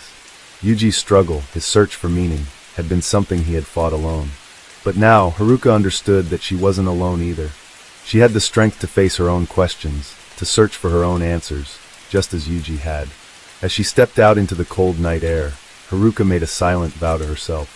She would keep searching, not just for Yuji, but for the truth, whatever that truth might be. And she would carry the lessons she had learned from this journey with her, forever changed by the understanding of what it truly means to search for peace. Case 5. In the vibrant city of Sydney, Australia, there are moments when the shadows of crime creep through the bustling streets. While the city's beauty and charm captivate many, there exists a side seldom seen, where the consequences of unlawful acts echo through its corridors. The case I'm about to unfold takes us into the world of a criminal whose actions were far from ordinary. This is a story not often told in the public eye, a tale of deception, manipulation, and betrayal that left the city reeling. The name of the perpetrator is Daniel Russo. He was not the type who would catch attention in a crowd at first glance. In fact, his appearance was quite unremarkable, average height, average build, with short, unkempt brown hair and a casual demeanor. He could blend into the background effortlessly. But as his story would unfold, those who once thought little of him would realize how dangerous he truly was. Russo wasn't just another petty criminal. He was a mastermind in disguise, a man who knew how to manipulate the system to his advantage. Born and raised in the suburbs of Sydney, Daniel Russo's early life seemed fairly uneventful. He had a reputation as a quiet and reserved child, one who preferred the solitude of books over socializing with his peers. Schoolmates recalled him as an introvert, always keeping to himself, but showing flashes of intelligence and ambition. He didn't stand out in any way that would indicate his later descent into the darker aspects of society. His parents, immigrants who had settled in Australia decades ago, did their best to give him a stable upbringing. But life was always a bit of a struggle for the Russo family. Money was tight, and Russo often witnessed his parents struggle to make ends meet, which planted seeds of resentment and frustration deep within him. As he grew older, Russo became more and more determined to break free from the confines of his modest upbringing. He wanted more than what his family could offer, more than what his friends had, and more than what society expected of him. He became enamored with the idea of wealth and success, but the road to achieve it wasn't one he was willing to take in a traditional sense. Russo began associating with individuals who lived outside the law, observing how they could manipulate systems to their advantage. He learned quickly, and by the time he was in his late 20s, Russo had become involved in a series of illicit activities. At first, it started with small-scale cons. He would trick people into lending him money under false pretenses, promising them lucrative returns on investments that never materialized. But the more successful he became in these small-time schemes, the more ambitious he grew. Eventually, Russo realized that the true path to wealth lay not in individual scams, but in a larger, more systematic operation. He needed a plan that would generate consistent profits without raising suspicion, and he found it through the world of high-end fraud. It was in 2015 when Russo took his first significant step into the world of organized crime. He infiltrated the tech industry, using his knowledge of computers and data systems to manipulate financial records. By hacking into the accounts of wealthy individuals and companies, Russo was able to transfer large sums of money into his own hands without detection. He became adept at covering his tracks, using encrypted networks and fake identities to make sure his crimes went unnoticed. For a few years, Russo operated under the radar. He lived a life of luxury, buying expensive cars, clothing, and property. He kept a low profile, never drawing attention to himself. He spent his time frequenting high-end restaurants, mingling with Sydney's elite, all the while knowing that his success came at the expense of others' hard-earned money. His life, on the surface, seemed perfect, until the day everything came crashing down. In early 2019, Russo made a critical mistake. As he continued his operations, he began to grow more arrogant, convinced that he was untouchable. He grew careless with his digital footprints and became involved in a high-profile scam that targeted several influential figures in the business world. It was a sophisticated scheme involving the manipulation of stock market information, insider trading, and fraudulent financial reports. Russo thought he could control the entire situation, but it didn't take long for law enforcement agencies to take notice. The first indication that Russo's operation was at risk came when one of his accomplices was arrested during a routine financial investigation.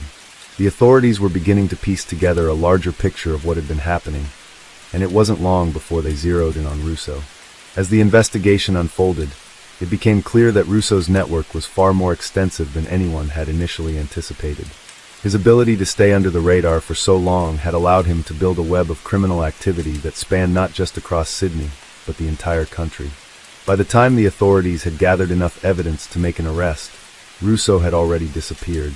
He went into hiding, changing his appearance, cutting ties with old associates, and using false identities to evade capture. But as the months went by, the net closed in on him. In the end, it wasn't his criminal genius that led to his downfall, but his own vanity and carelessness. He had underestimated the power of the system he had worked so hard to manipulate. Russo was eventually tracked down in late 2020, living under an assumed name in a small town outside of Sydney. His arrest was swift, and the investigation into his criminal activities revealed the full extent of his operations. By the time he was apprehended, Russo had stolen millions of dollars, leaving a trail of victims in his wake. The financial institutions, business moguls, and everyday individuals he had targeted were left to pick up the pieces of their shattered lives. The case sent shockwaves through Sydney and beyond. How had someone like Daniel Russo, a man who seemed so ordinary, been able to operate such a sophisticated and far-reaching criminal empire for so long? The answer lay in his ability to manipulate and deceive, to blend into the background while pulling the strings behind the scenes. Russo was, in many ways, a symbol of the darker side of ambition, the lengths one could go to when driven by greed and the desire for wealth. As the trial approached, the city of Sydney watched closely, eager to see the consequences of Russo's actions. The story of his rise and fall became a cautionary tale, one that warned of the dangers of unchecked ambition and the inevitable consequences of living a life built on lies. In the end, Daniel Russo's story was a stark reminder that no matter how carefully a criminal may plan, there is always a reckoning waiting on the horizon. And for those who think they can outsmart the system forever, the truth is often just around the corner. Daniel Russo's fall was not an easy one. The man who had once believed himself to be invincible, the master of deception and manipulation, was now faced with the consequences of his actions. As he sat in the back of the police van, handcuffed and silent, a wave of realization washed over him. It was over. The life of luxury, the fast cars, the endless parties, all of it had come crashing down in a single moment. When Russo had first started his operation, he had imagined a life where he could continue his criminal enterprise without fear of detection. But that life had always been built on shaky ground, on the assumption that he could outsmart everyone, law enforcement, business executives, and even his own associates. But over time, his arrogance grew, and so did his disregard for the very things that had once kept him hidden in the shadows. He had been careful in the beginning. He understood the importance of discretion, of blending into the crowd and being just another face in the crowd. He used his knowledge of technology to stay ahead, to ensure that every transaction was hidden beneath layers of encryption. He had spent hours upon hours perfecting his craft, studying the intricacies of digital security, and learning how to cover his tracks so thoroughly that even the most skilled investigators would find it impossible to trace him. But with each success, Russo grew bolder, more confident in his abilities. He began taking greater risks, expanding his operations to involve more people, more money, and more complex schemes. It was no longer enough to simply defraud individuals here and there. He wanted to change the game entirely. He wanted to control entire financial markets, manipulate stock prices, and create a vast empire built on nothing but lies and deceit. He had been careful at first, but then came the greed. As he expanded his network of contacts and associates, he began to make bigger deals, securing partnerships with high-ranking businessmen and influential individuals. Russo had an uncanny ability to win people over with his charm, convincing them that his plans would lead to untold riches. He could speak their language, play on their desires, and make them believe that he was their ticket to unimaginable wealth. But behind closed doors, Russo was always playing a different game. He would provide false financial statements, manipulate stock prices, and create fake investments that promised huge returns but delivered nothing. He was a puppet master, pulling the strings of everyone around him while he remained in the shadows, unseen and unnoticed. His ability to play the game was unparalleled, and for years, it seemed as though nothing could stop him. However, as the days turned into months, and the months into years, cracks began to appear in his carefully constructed empire. The more money he made, the more he wanted. And the more he wanted, the more he pushed the boundaries of what was possible. The people he worked with began to get suspicious. They began asking questions, demanding answers, and soon Russo's network started to fray at the edges. It was during one of these moments, when Russo had made a critical misstep, that things began to unravel. One of his associates, a man named Marcus, had become increasingly uneasy with the way things were going. Marcus had been with Russo since the early days, helping him launder money and cover up the fraudulent transactions. But he had always been more cautious than Russo, less willing to take risks, and the more he saw of Russo's reckless behavior, the more he began to question their operations. One day, Marcus discovered something that would change everything. He found a trail of discrepancies in the financial records, small at first, but enough to raise alarm bells. It wasn't just the missing money. It was the growing suspicion that someone was getting sloppy. Marcus knew that if the wrong person found out, everything could come crashing down. But instead of confronting Russo, he made a fateful decision. He went to the authorities. The investigation into Russo's activities began quietly at first. The authorities had no concrete evidence, but the whispers began to spread. The banks, the corporations, the businesses that had been affected by Russo's scheme started to notice the irregularities. It was only a matter of time before the truth began to surface. As the investigation grew, so did the pressure on Russo. He began to feel the heat closing in on him, but he was determined to escape. He had always been able to outsmart those around him, and he believed that, with a little time, he could disappear and start over somewhere else. But as the walls began to close in, he realized that he couldn't run forever. The truth was catching up with him, and there was nowhere left to hide. Russo's downfall came in the most unexpected of ways. The very thing that had kept him safe for so long, the digital world, was also the thing that ultimately betrayed him. As he scrambled to erase his traces, to delete every file and destroy every record, he made one critical error. A single file, slipped through the cracks. It was this file that would become the key to unraveling his entire operation. The authorities managed to recover it during a routine sweep of his computers, and inside, they found everything they needed. The financial records, the names of his accomplices, the details of the fraudulent transactions. It was all there, neatly documented and organized. In that moment, Daniel Russo knew it was over. He had been caught. The trial that followed was one of the most highly publicized in Sydney's history. News outlets from all over the country covered the case, eager to share the story of the man who had manipulated the system for so long. The courtroom was filled with reporters, lawyers, and spectators, all eager to witness the fall of the man who had once believed himself untouchable. Russo sat in the dock, his once confident demeanor replaced by a look of resignation. His lawyer, a well-known defense attorney, argued that Russo had been coerced into his actions, that he had been forced to participate in the scheme by powerful individuals beyond his control. But no one was buying it. The evidence against him was overwhelming, and the public was not sympathetic to his plight. As the trial progressed, the full extent of Russo's crimes became clear. He had stolen millions of dollars from unsuspecting victims, leaving them financially ruined and emotionally shattered. Business executives, middle-class families, and even elderly retirees had fallen victim to his schemes. Many of them had lost their life savings, their dreams of a better future shattered by the actions of one man. In the end, Russo was convicted on multiple charges of fraud, money laundering, and conspiracy. He was sentenced to a lengthy prison term, but even as the sentence was handed down, Russo seemed unfazed. He had lived a life of privilege and excess for so long that the reality of his situation didn't seem to hit him until later. He was no longer the master of his own fate. He was just another prisoner, waiting for the day when his name would be forgotten. The impact of Russo's crimes was far-reaching. His actions had shaken the foundations of the financial world, and many of his victims struggled to rebuild their lives. Some had lost everything, while others had been forced to start over from scratch.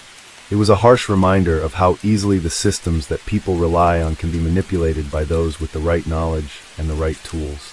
As for Russo, he spent his days in prison, reflecting on the life he had lived and the choices he had made. He had once believed that he was in control, that he could bend the world to his will.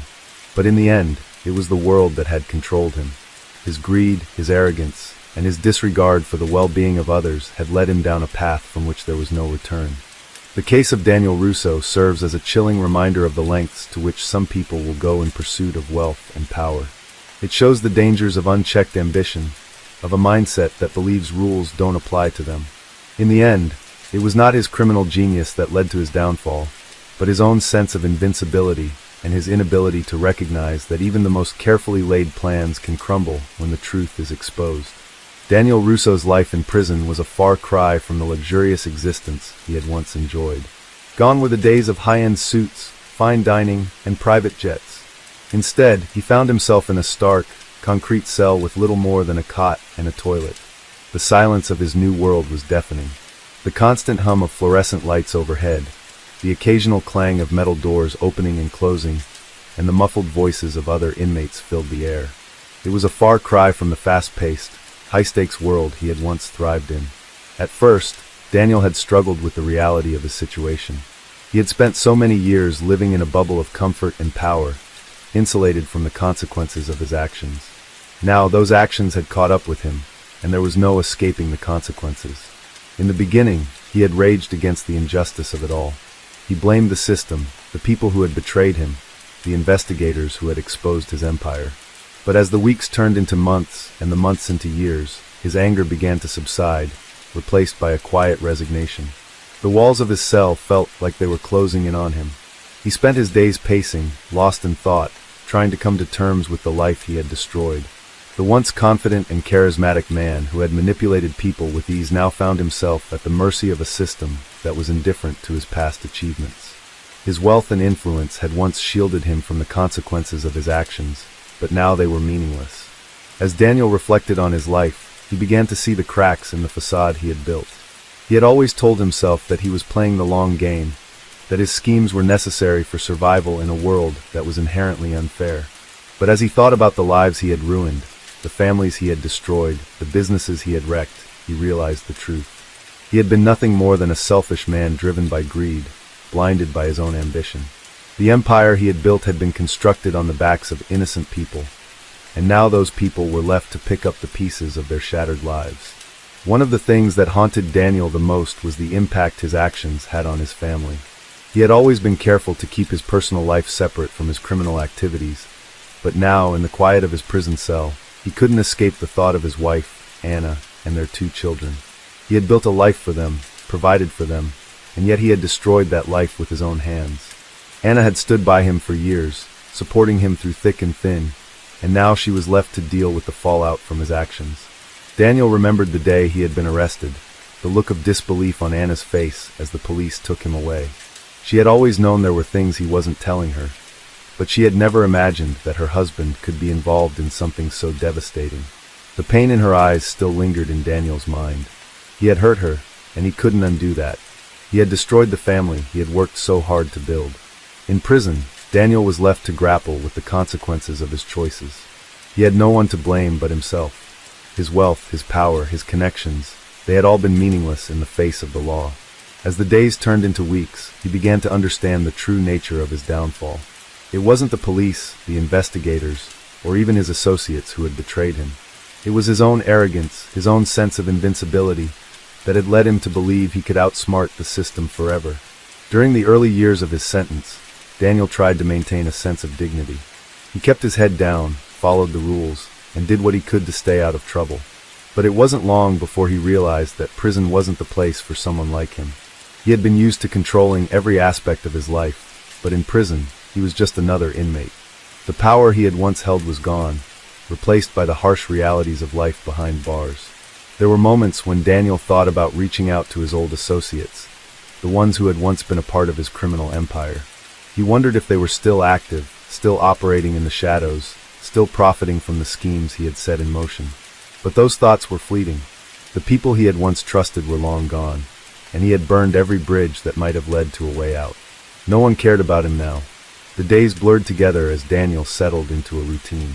He spent most of his time reading, trying to fill the void left by the lack of stimulation and excitement.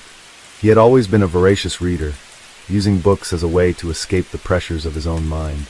But now, in prison, those books became a way for him to confront the reality of his life. He read about crime, about the justice system, about redemption, and in doing so, he began to understand the magnitude of what he had done. Daniel had always believed that people like him were above the law, that they could manipulate the system to their advantage. But prison had taught him otherwise. The law was not something that could be ignored or bent to one's will. It was an unyielding force, and no matter how clever or powerful someone might be, they could not escape its reach forever. Daniel had spent years thinking he was invincible, but now he understood that no one was above the law. As the years passed, Daniel began to change. He started to reflect on the choices he had made, the people he had hurt, and the damage he had caused. He had been consumed by greed, blinded by ambition, and now he was paying the price for it. The person he had been was gone, replaced by someone who had learned the hard way that there were consequences for every action. But as Daniel looked back on his life, he also realized that he couldn't change the past. The people he had wronged would never be able to undo the damage he had caused, and his family would never be able to return to the life they had once known. But there was one thing he could do. He could start to make amends. It wasn't much, but it was something. And so, he began the slow, painful process of trying to make things right. Daniel's path to redemption would not be easy. The damage he had caused was far-reaching, and it would take more than just a few good deeds to undo the harm he had done. But he was determined to try. He knew that he could never fully repay the people he had hurt, but he could start by taking responsibility for his actions and working to make a positive impact, no matter how small. Over time, Daniel began to earn the respect of some of the other inmates. He wasn't a hardened criminal like many of them, but his experiences in the outside world had given him a unique perspective on life. He began to use his knowledge of business and finance to help others. He started a program where he taught fellow inmates about financial literacy, about managing money, about making better choices in life. It was a small step, but it was a step in the right direction. Daniel knew that he would never be able to fully atone for the sins of his past, but he also knew that redemption wasn't about erasing one's mistakes. It was about owning them, learning from them, and doing what was possible to make the world a better place, one small act at a time. In the end, Daniel Russo's story was one of loss, of regret, and of a man who had come to understand the true cost of his actions. His empire, once vast and unshakable, had crumbled. His wealth, once the envy of the world, had become meaningless. And yet, in the quiet solitude of his prison cell, Daniel found something that had eluded him for much of his life: peace.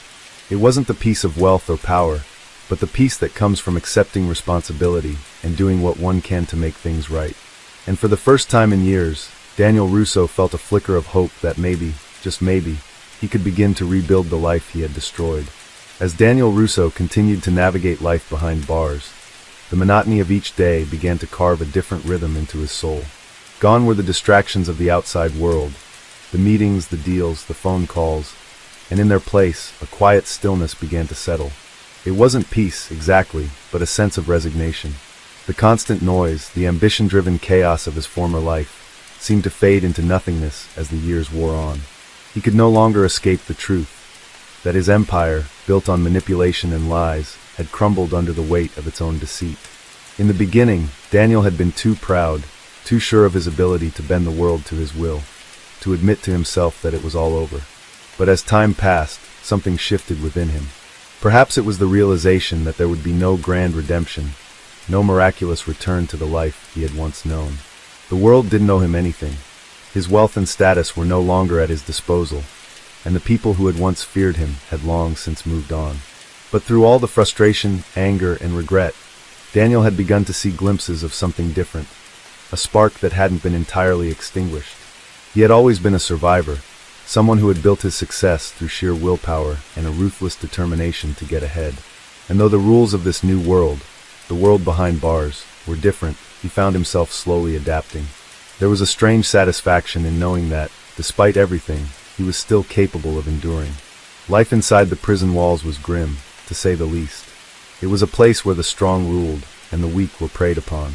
Yet Daniel, once a feared businessman, had come to understand that physical strength wasn't what mattered most here. Power, inside these walls, was something more subtle. It was about influence, negotiation, and survival.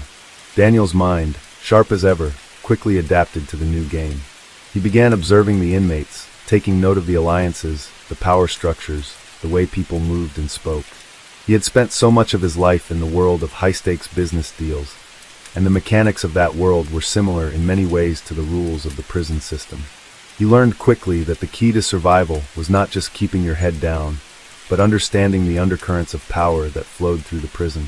Every inmate had a story, a reason they had ended up here, and Daniel realized that everyone had something they were trying to protect, something they feared losing. Some were here for violent crimes, others for white-collar offenses like his own, but in the end, they all had the same basic need: security. The ability to feel like they had some control over their lives, even in the most oppressive circumstances. Daniel wasn't foolish enough to believe that he could reclaim his old life, but he began to see an opportunity to build something new within the confines of the prison walls. As he spent more time observing and interacting with other inmates, he started offering his expertise. At first, it was small things: advice on managing personal finances, how to save money within the confines of the prison system, and ways to stay out of debt with the corrupt system that existed within the prison economy. The small acts of kindness didn't go unnoticed. The inmates who had initially seen him as just another rich, arrogant businessman began to respect him for his intelligence and pragmatic approach to life inside. A shift began to take place within Daniel. The old him, the man who had manipulated, lied, and schemed, was fading away. The lessons of prison were harsh and unrelenting, but they were also awakening a side of him that had been dormant for years. There was something deeply humbling about seeing the lives of others who, despite their own mistakes and flaws, had found a way to survive in this world. Some of them had committed heinous crimes, while others were simply victims of circumstance, swept up in situations beyond their control. Regardless of the crimes they had committed, they all had one thing in common: they were all trying to survive. As the months turned into years, Daniel began to build a reputation as someone who could be trusted, someone who could be relied upon for advice. His financial literacy programs grew in popularity, and he began mentoring other inmates who showed an interest in improving their lives. He found himself spending hours in the prison library, reading books on a wide range of topics: psychology, philosophy, literature, and even the occasional business journal. He had always been driven by the need to succeed, but now the desire to learn felt more like a need to understand, to make sense of the mess he had created, and perhaps to find a way to make amends for it. Still, Daniel couldn't escape the weight of his past. The truth hung over him like a cloud, no matter how many books he read or how many programs he started. He had built his life on lies, on manipulation, and on exploiting the weaknesses of others. No amount of teaching or mentoring could undo that.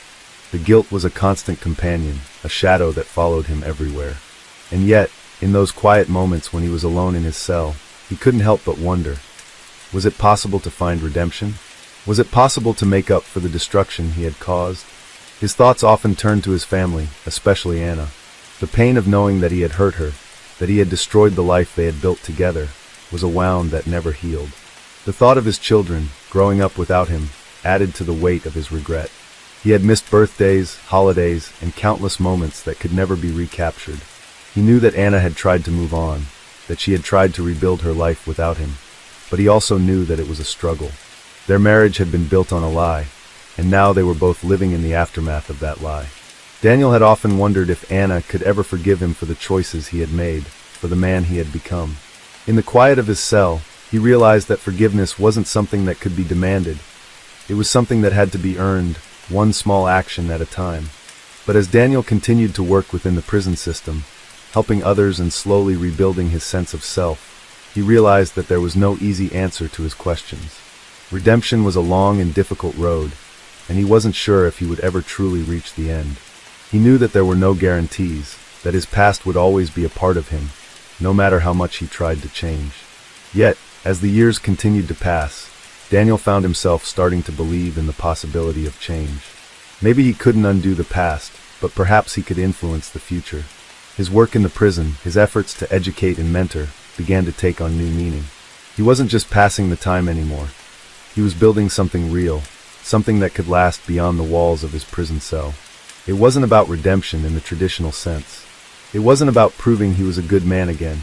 It was about taking responsibility for the person he had been, and doing what he could to make the world a little better, one small step at a time.